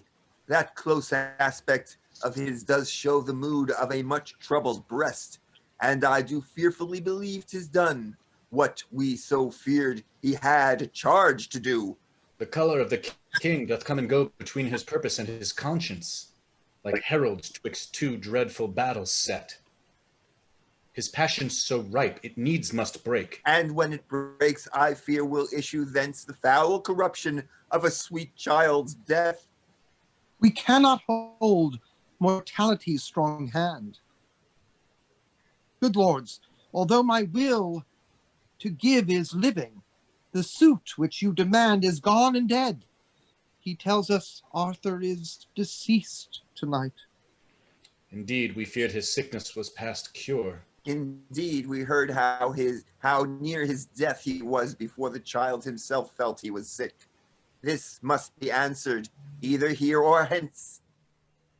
Why do you bend such solemn brows on me? Think you I bear the shears of destiny? Have I commandment on the pulse of life? It is apparent foul play, and 'tis shame that greatness should so grossly offer it. So thrive it in your game, and so farewell. Stay yet, Lord Salisbury. I'll go with thee and find the inheritance of this poor child, his little kingdom of a forced grave, that blood which owed the breath of all this isle, 3 foot of it doth hold. Bad world the while. This must not be thus born. This will break out to all our sorrows, and ere long, I doubt. They burn in indignation. I repent. There is no sure foundation set on blood, no certain life achieved by others' death. A fearful eye thou hast. Where is that blood that I have seen inhabit in those cheeks? So foul a sky clears not without a storm. Pour down thy weather. How goes all in France? From France to England, never such a power for any foreign preparation was levied in the body of a land. The copy of your speed is learned by them, for when you should be told they do prepare, the tidings come that they are all arrived. Oh, where hath our intelligence been drunk? Where hath it slept? Where is my mother's care that such an army could be drawn in France, and she not hear of it? My liege, her ears stopped with dust. The 1st of April died your noble mother. And as I hear, my lord, the Lady Constance in a frenzy died 3 days before. But this from rumor's tongue I idly heard. If true or false, I know not. Withhold thy speed, dreadful occasion. Oh, make a league with me till I have pleased my discontented peers. What? Mother dead? How wildly then walks my estate in France? Under whose conduct came those powers of France that thou for truth givest out our landed here? Under the Dauphin. Go, thou hast made me giddy with these ill tidings. Now, what says the world to your proceedings? Do not seek to stuff my head with more ill news, for it is full. But if you be afeared to hear the worst, then let the worst unheard fall on your bed.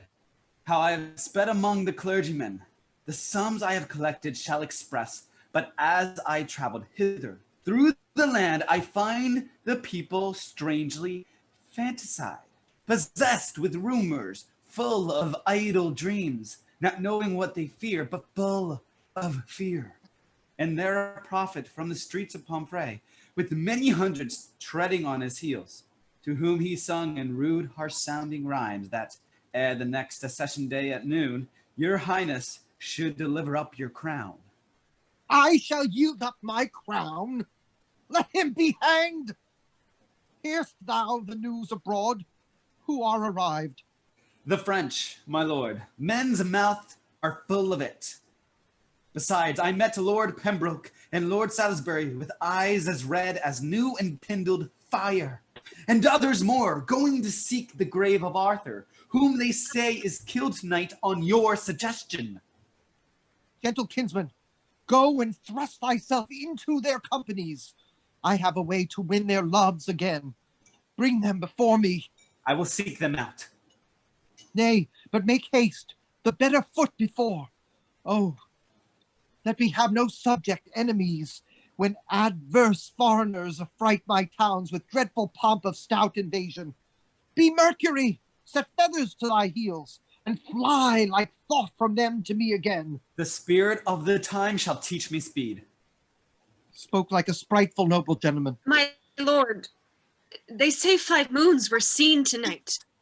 4 fixed, and the 5th did whirl about, the other 4 in wondrous motion. 5 moons. Old men and beldams in the streets do prophecy upon it dangerously. Young Arthur's death is common in their mouths. When they talk of him, they shake their heads and whisper one another in the ear. And he that speaks doth grip the hearer's wrist, while he that hears makes fearful action with wrinkled brows, with nods, with rolling eyes. I saw a smith stand with his hammer thus, the whilst his iron did on the anvil cool, with open mouth swallowing a tailor's news, who with his shears and measure in his hand, standing on slippers, which in his nimble haste had falsely thrust upon contrary feet, told of a many thousand warlike French that were embattled and ranked in Kent. Another lean, unwashed artificer cut off his tail and talks of Arthur's death. Why seekst thou to possess me with these fears? Why urgest thou so oft young Arthur's death? Thy hand hath murdered him. I had a mighty cause to wish him dead, but thou hadst none to kill him. No had, my lord. Why, did you not provoke me? It is the curse of kings to be attended by slaves that take their humors for a warrant, to break within the bloody house of life, and on the winking of authority to understand the law, to know the meaning of dangerous majesty when perchance it frowns more upon humor than advised respect. Here is your hand and seal for what I did. Oh, when the last accompt twixt heaven and earth is to be made, then shall this hand and seal witness against us to damnation. How oft the sight of means to do ill deeds makes deeds ill done. Hadst not thou been by a fellow by the hand of nature marked, quoted and signed to do a deed of shame, this murder had not come into my mind, but taking note of thy abhorred aspect, finding thee fit for bloody villainy, apt, liable to be employed in danger, I faintly broke with thee of Arthur's death, and thou to be endeared to a king, made it no conscience to destroy a prince. My lord. Hadst thou but shook thy head, or made a pause when I spake darkly what I purposed, or turned an eye of doubt upon my face, and as bid me tell my tale in express words. Deep shame had struck me dumb, made me break off, and those thy fears might have brought fears in me. But thou didst understand me by my sighs, and didst in sighs again parley with sin. Yea, without stop didst thou let thy heart consent, and consequently thy rude hand to act the deed which both our tongues held vile to name. Out of my sight, and never see me more. My noble leaves me, and my state is braved, even at my gates with ranks of foreign powers, nay, in the body of this fleshy land, this kingdom, this confine of blood and breath, hostility and civil tumult reigns, between my conscience and my cousin's death. Arm yourself against your other enemies. I'll make a peace between your soul and you. Young Arthur is alive. This hand of mine is yet a maiden and innocent hand, not painted with the crimson spots of blood. Within this bosom never entered yet the dreadful motion of a murderous thought. And you have slandered nature in my form, which, however so rude exteriorly, is yet the cover of a fairer mind than to be butcher of an innocent child. Doth Arthur live? Oh, haste thee to the peers. Throw this report on their insensate rage, and make them tame to their obedience. Forgive the comment that my passion made upon thy feature, for my rage was blind, and foul imaginary eyes of blood presented thee more hideous than thou art. Oh, answer not, but to my closet bring the angry lords with all expedient haste. I conjure thee, but slowly, run more fast.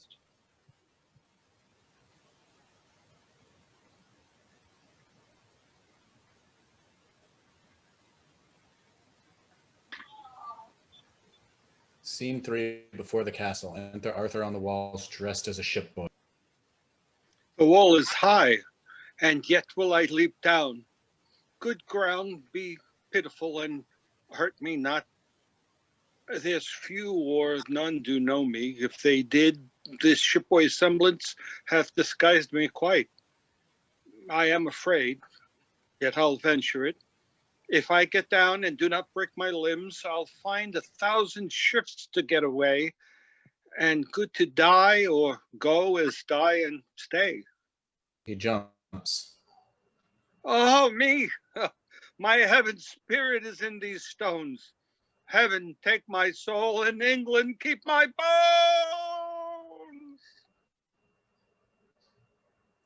bones! He dies.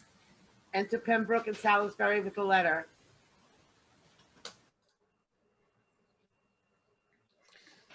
Lords, I will meet him at St. Edmundsbury. It is our safety, and we must embrace this gentle offer of this perilous time. Who brought that letter from the cardinal? The Count MELUN, a noble lord of France, whose private with me of the Dauphin's love is much more general than these lines import. Tomorrow morning, let us meet him then. Or rather than set forward, for 'twill be 2 long days' journey, lords, ere we meet. Enter the bastard. Once more today, well met, distempered lords. The king by me requests your presence straight. The king hath disposed himself of us. We will not line his thin bestained cloak with our pure honors, nor attend the foot that leaves the print of blood where it walks. Return him and tell him so. We know the worst. Whatever you think, good words, I think, were best. Our griefs are not our manners. Our griefs are not, and not our manners. Our griefs and not our manners reason now. But there is a little reason in your grief. Therefore, to a reason you had manners now. Sir, impatience hath his privilege. 'Tis true, to her 'tis master, no man else. This is prison. He sees Arthur's body. What is he lies here? O death made proud with pure and princely beauty. The earth had not a hole to hide this deed. Murder, as hating what himself hath done, doth lay it open to urge on revenge. Or, when he doomed this beauty to a grave, found it too precious princely for a grave. Sir Richard, what think you? You have beheld, or have you read or heard, or could you think, or do you almost think, although you see that you do see? Could thought with this object from such another? This is the very top, the height, the crest, or crest unto the crest of murder's arm. This is the bloodiest shame, that wildest savagery, the vilest stroke that ever wall-eyed wrath or staring rage presented to tears of soft remorse. All murders past do stand excused in this, and this, so sole and so unmatchable, shall give a holiness, a purity, to the yet unbegotten sin of times, and prove a deadly bloodshed but a jest, exampled by this heinous spectacle. It is a damned and a bloody work, the graceless action of a heavy hand, if that be the work of any hand. If that be the work of any hand? We had a kind of light what would ensue. It is a shameful work of Hubert's hand, the practice and purpose of the king, from whose obedience I forbid my soul. Kneeling before this ruin of sweet life. He kneels. Breathing to his breathless excellence the incense of vow, a holy vow. Never to taste the pleasures of the world. Never to be infected with delight, nor conversant with ease and idleness, till I have set a glory to this hand by giving it the worship of revenge.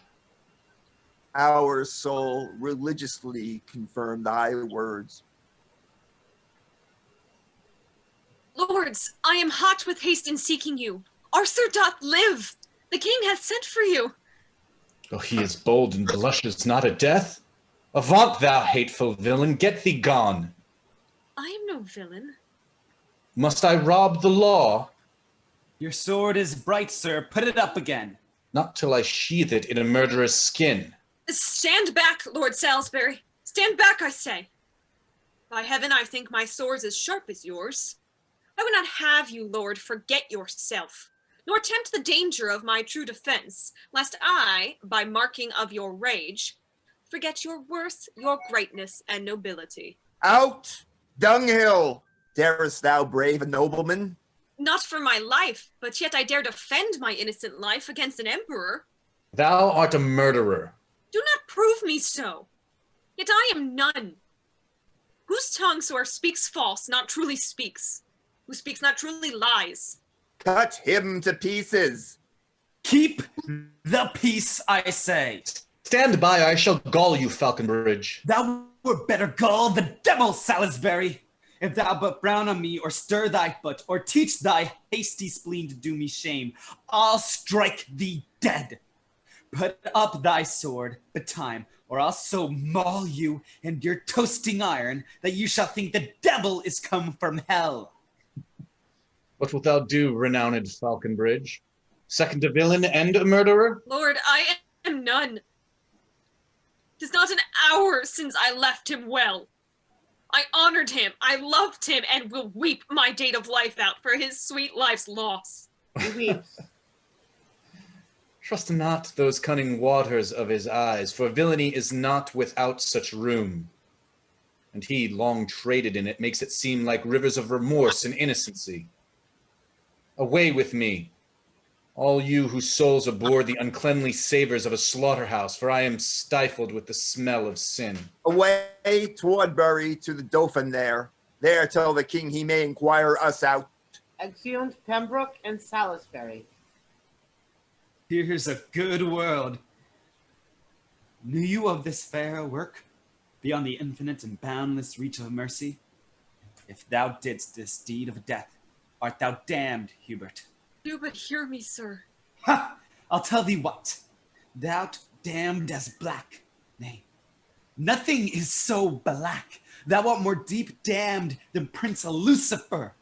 There is not yet so ugly a fiend of hell as thou shalt be, if thou didst kill this child. Upon my soul. If thou didst but consent to this most cruel act, do but despair.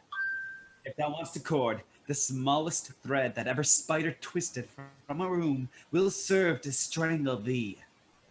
a rush would be a beam to hang thee on.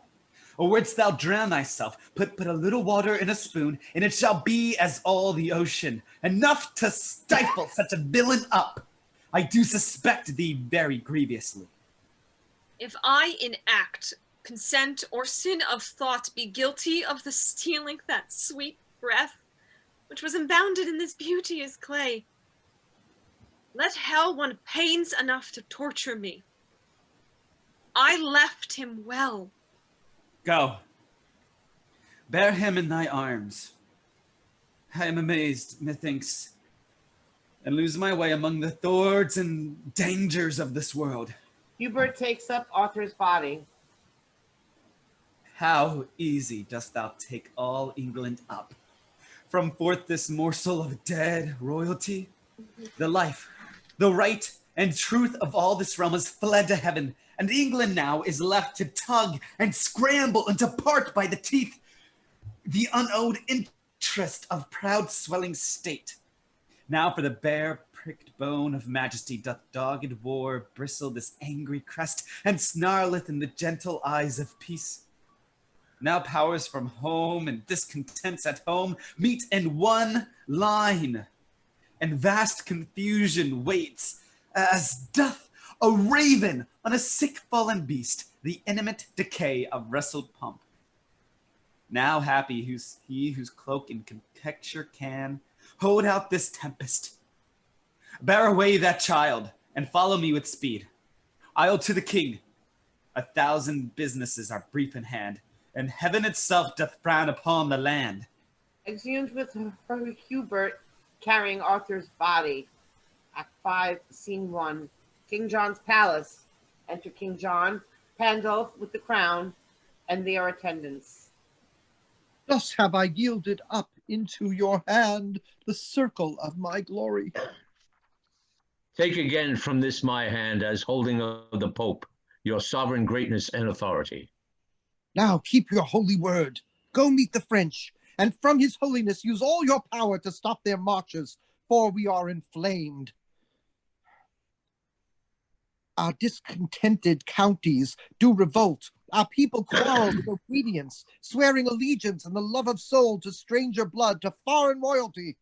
This inundation of mistempered humor rests by you only to be qualified. Then pause not for the present time so sick that present medicine must be ministered, or overthrow incurable ensues. It was my breath that blew this tempest up upon your stubborn usage of the Pope.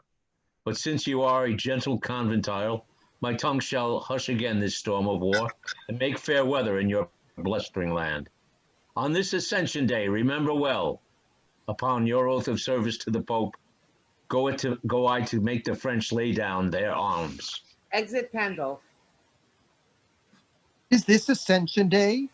Did not the prophet say that before Ascension Day at noon my crown I should give off? Even so I have. I did suppose it should be on constraint, but God be thanked, it is but voluntary. Enter the bastard. All Kent have yielded.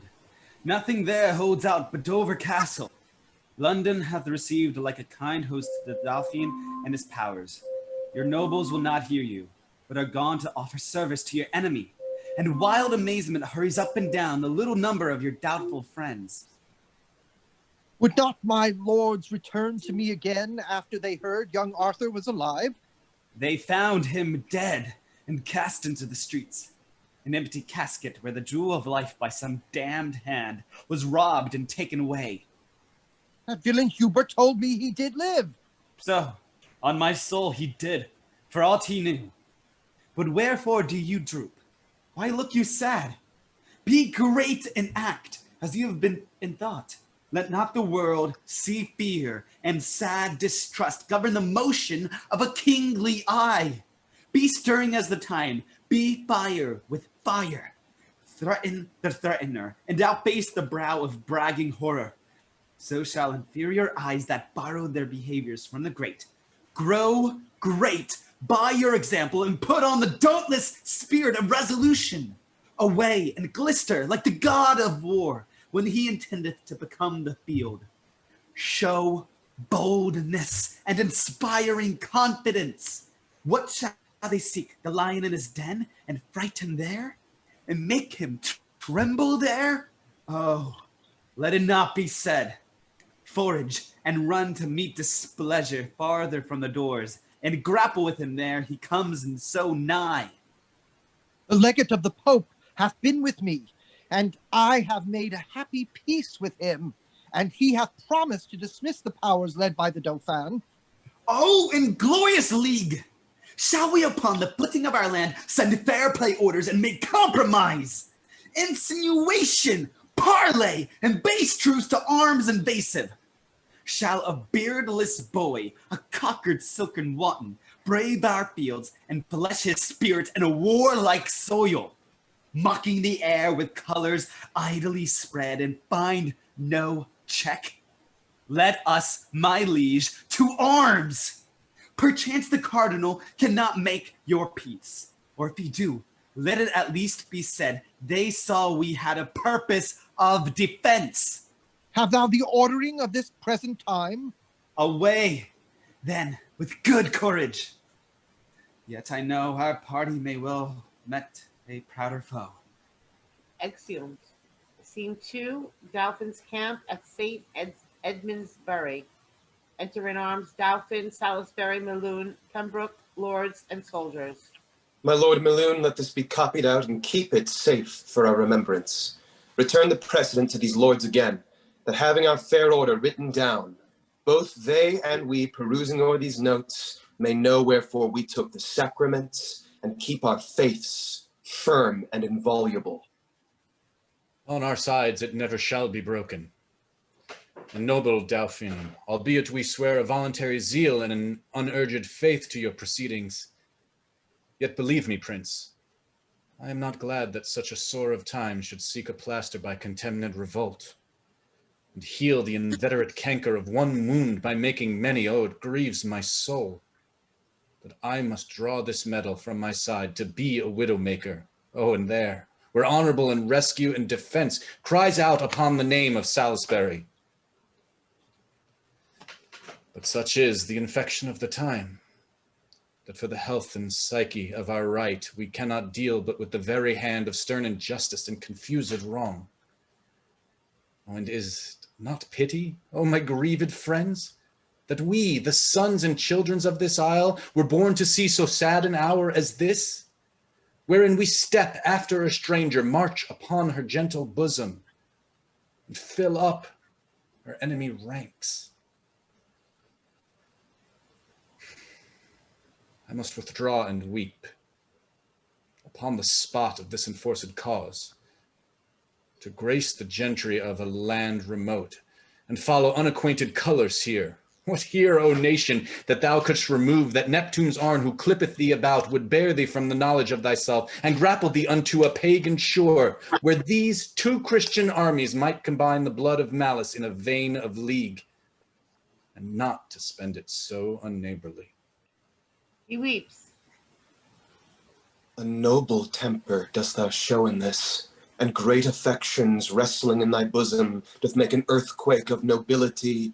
Oh, what a noble combat hast thou fought between compulsion and a brave respect. Let me wipe off this honorable dew, that silvery doth progress on thy cheeks. My heart hath melted at a lady's tears, being an ordinary inundation, but this, a fusion of such manly drops, this shower, blown up by the tempest of the soul, startles mine eyes and makes me more amazed than I had seen the vaulty top of heaven, figured quite o'er with burning meteors. Lift up thy brow, renown in Salisbury, and with a great heart heave away the storm. Come, come, for thou shalt thrust thy hand as deep into the purse of rich prosperity as Lewis himself. So noble shall you all, that knit your sinews to the strength of mine. And even there, methinks an angel spake.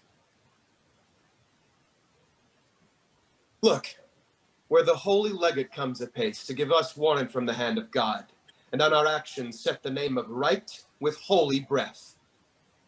Hail, noble Prince of France. The next is this.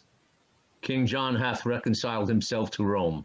His spirit is come in that so stood out against the Holy Church. The great metropolis and see of Rome, therefore, thy threatening colors now wind up, and tame the savage spirit of wild war, that, like a lion fostered up at hand, it may lie gently at the foot of peace, and be no further harmful than in show. Your grace shall pardon me, I will not back.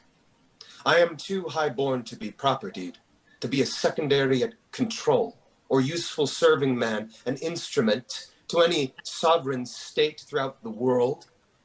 Your breath first kindled the dead coal of wars betwixt this chastised kingdom and myself, and brought in matter that should feed this fire. And now 'tis far too huge to be blown out with that same weak wind which enkindled it. You taught me how to know the face of right, acquainted me with interest to this land, yea, thrust this enterprise into my heart, and come ye now to tell me John hath made his peace with Rome? Am I Rome's, what is that peace to me? I, by the honor of my marriage bed, and after young Arthur, claim this land for mine, and now it is half conquered. Must I back, because that John hath made his peace with Rome? Am I Rome's slave? What penny hath Rome borne? What men provided? What munitions sent to underprop this action? It's not I that undergo this charge. Who else but I, and such as to my claim are liable, sweat in this business and maintain this war? Have I not heard these islanders shout out, Vive le roi, as I have banked their towns?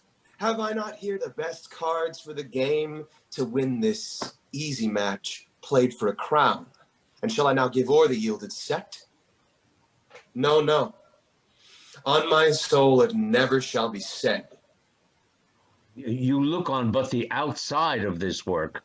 Outside or inside, I will not return till my attempt be so glorified as to my ample hope was promised.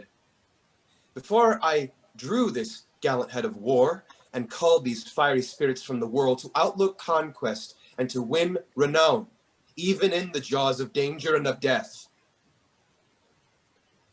What lusty trumpet thus doth summon us? Enter the bastard and attended.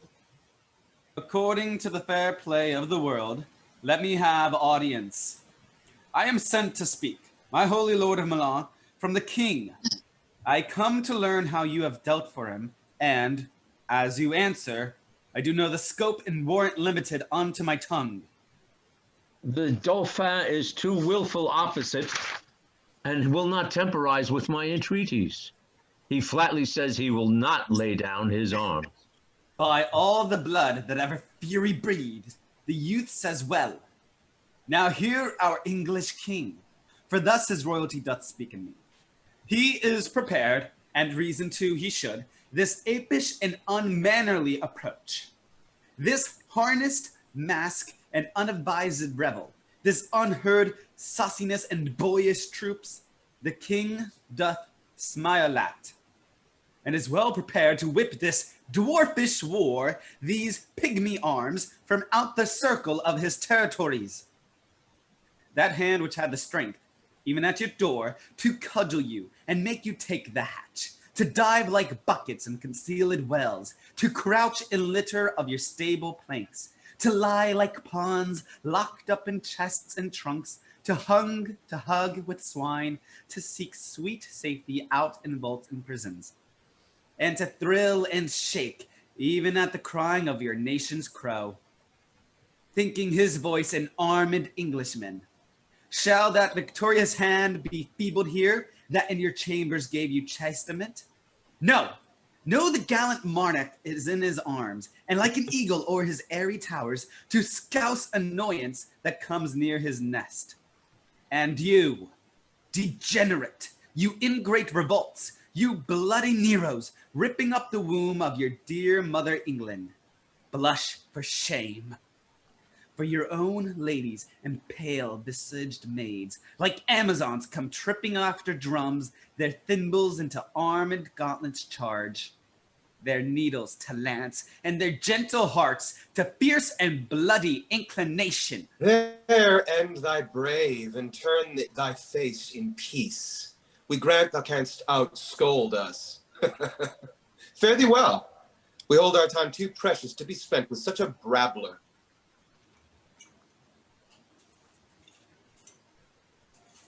Pandulph. Give me leave to speak.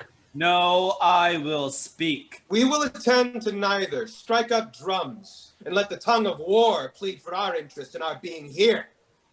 Indeed, your drums being beaten will cry out, and so shall you, being beaten. Do but start an echo with the clamor of thy drum, and even at hand a drum is ready braced that shall reverberate all as loud as thine.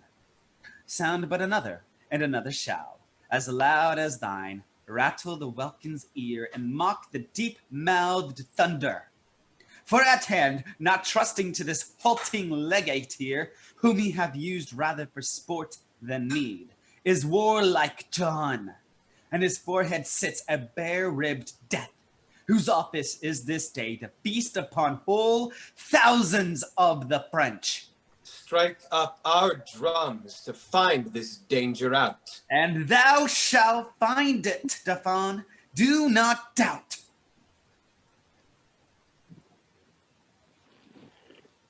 Exeunt.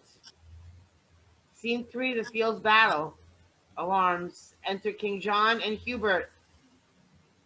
How goes the day with us? Oh, tell me, Hubert. Badly, I fear. How fares your majesty? Oh, this fever that hath troubled me so long, this lies heavy on me. Oh, my heart is sick. Enter a messenger. My lord, your valiant kinsman, Falconbridge, desires your majesty to leave the field and send him word by me which way you go. Tell him towards Swinstead, to the abbey there. Be of good comfort, for the great supply that was expected by the Dauphin here are wrecked 3 nights ago on Goodwin Sands. This news was brought to Richard, but even now. The French fight coldly and retire themselves. Ah, ay me, this tyrant fever burns me up, and will not let me welcome this good news. Set on toward Swinstead, to my litter straight. Weakness possesseth me, and I am faint.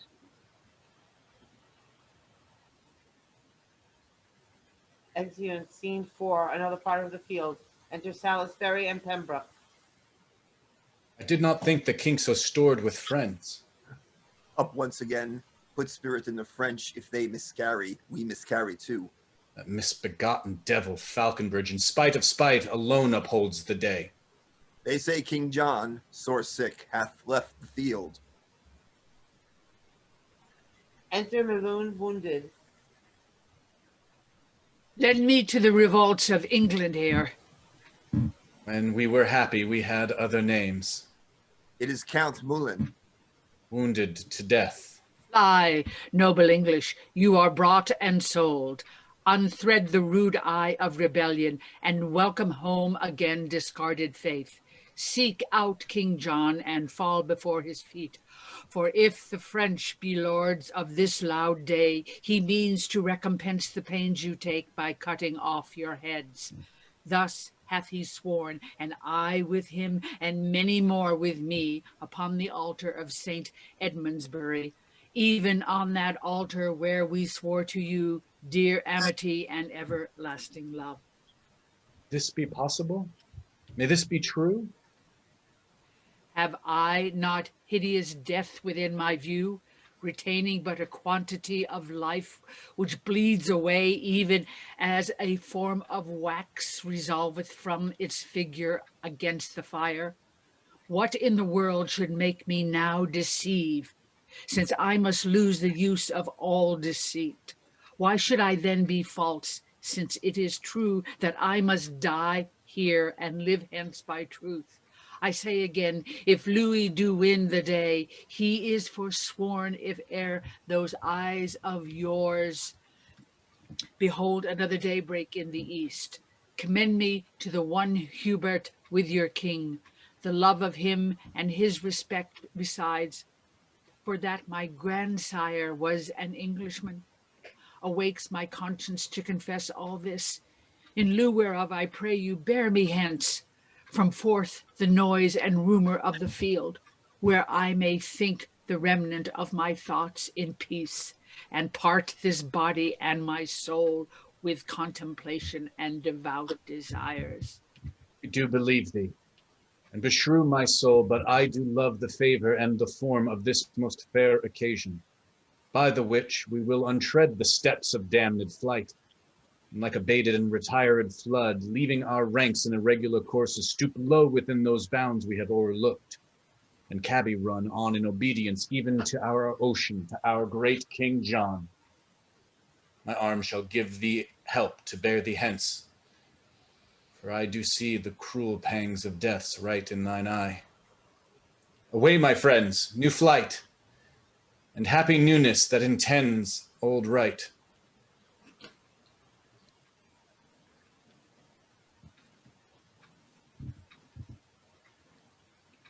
The sun of heaven, methought, was loath to set, but stayed and made the western welkin blush, when English measured backward their own ground and faint retire. Oh, bravely came we off, when with a volley of our needless shot, after such bloody toil, we bid good night, and wound our tottering colours clearly up, last in the field and almost lords of it. What news? The Count MELUN is slain. The English lords, by his persuasion, are again fallen off, and your supply, which you have wished so long, are cast away and sunk on Goodwin sands. Ah, foul, shrewd news, beshrew thy very heart. I did not think to be so sad tonight as this hath made me. Who was he that said King John did fly an hour or two before the stumbling night, did part our weary powers? Whoever spoke it, it is true, my lord. Well, keep good quarter and good care tonight. The day shall not be up so soon as I to try the fair adventure of tomorrow. Exeunt scene 6, an open place in the neighborhood of Swinstead Abbey. Enter the bastard and Hubert severally. Who's there? Speak, ho! Speak quickly, or I shoot. A friend, what art thou? Of the part of England? Hubert, I think. Thou hast a perfect thought. I will upon all hazards well believe thou art my friend that knows my tongue so well. Who art thou? Who thou wilt, and if thou please, thou mayst befriend me so much as to think I come one way to the Plantagenets. Unkind remembrance! Thou and eyeless knight have done me shame. Brave soldier, pardon me, that any accent breaking from thy tongue should scape the true acquaintance of mine ear. Come, come, sans compliment. What news abroad? Oh, my sweet sir, news fitting to the night. Black, fearful, comfortless, and horrible. Show me the very wound of this ill news. I am no woman, I'll not swoon at it. The king, I fear, is poisoned by a monk. I left him almost speechless and broke out to acquaint you with this evil, that you might the better arm you to the sudden time than if you had at leisure known of this. How did he take it? Who did taste to him? A monk, I tell you, a resolved villain, whose bowels suddenly burst out. The king yet speaks, and peradventure may recover. Who didst thou leave to tend his majesty? Why know you not? The lords are all come back, and brought Prince Henry in their company, at whose request the king hath pardoned them, and they are all about his majesty. Withhold thine indignation, mighty God, and tempt us not to bear above our power. I'll tell thee, Hubert, half my power this night, passing these flats, are taken by the tide. These Lincoln washes have devoured them. Myself, well mounted, hardly have escaped away before. Conduct me to the king. I doubt he will be dead, or ere I come. Exeunt. Scene 7, the orchard in Swinstead Abbey. Enter Prince Henry, attended, and Salisbury.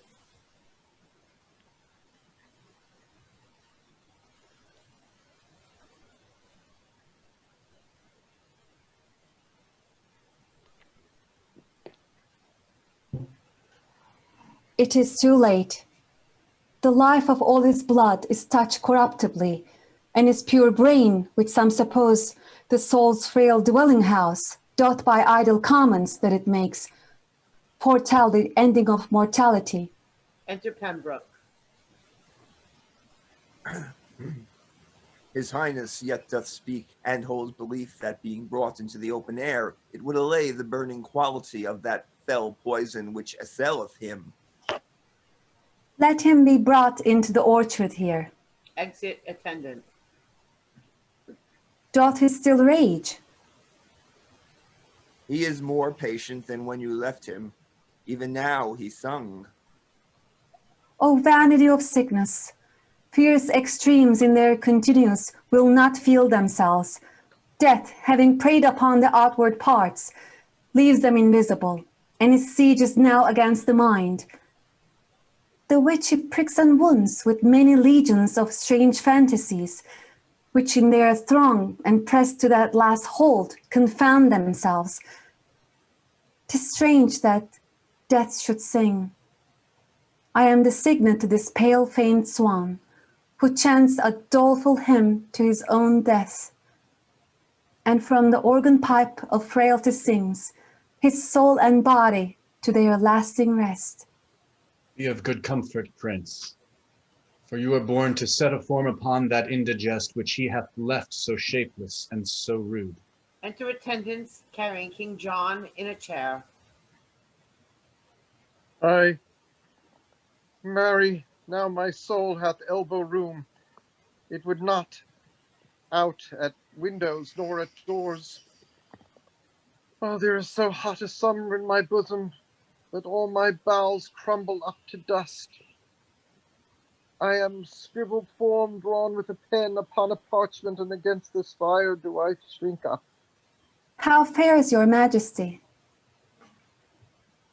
Poisoned, ill fare, dead, forsook, cast off, and none of you will bid the winter come to thrust his icy fingers in my maw, nor let my kingdom's rivers take their course through my burned bosom, nor entreat the north to make his bleak winds kiss my parched lips, and comfort me with cold.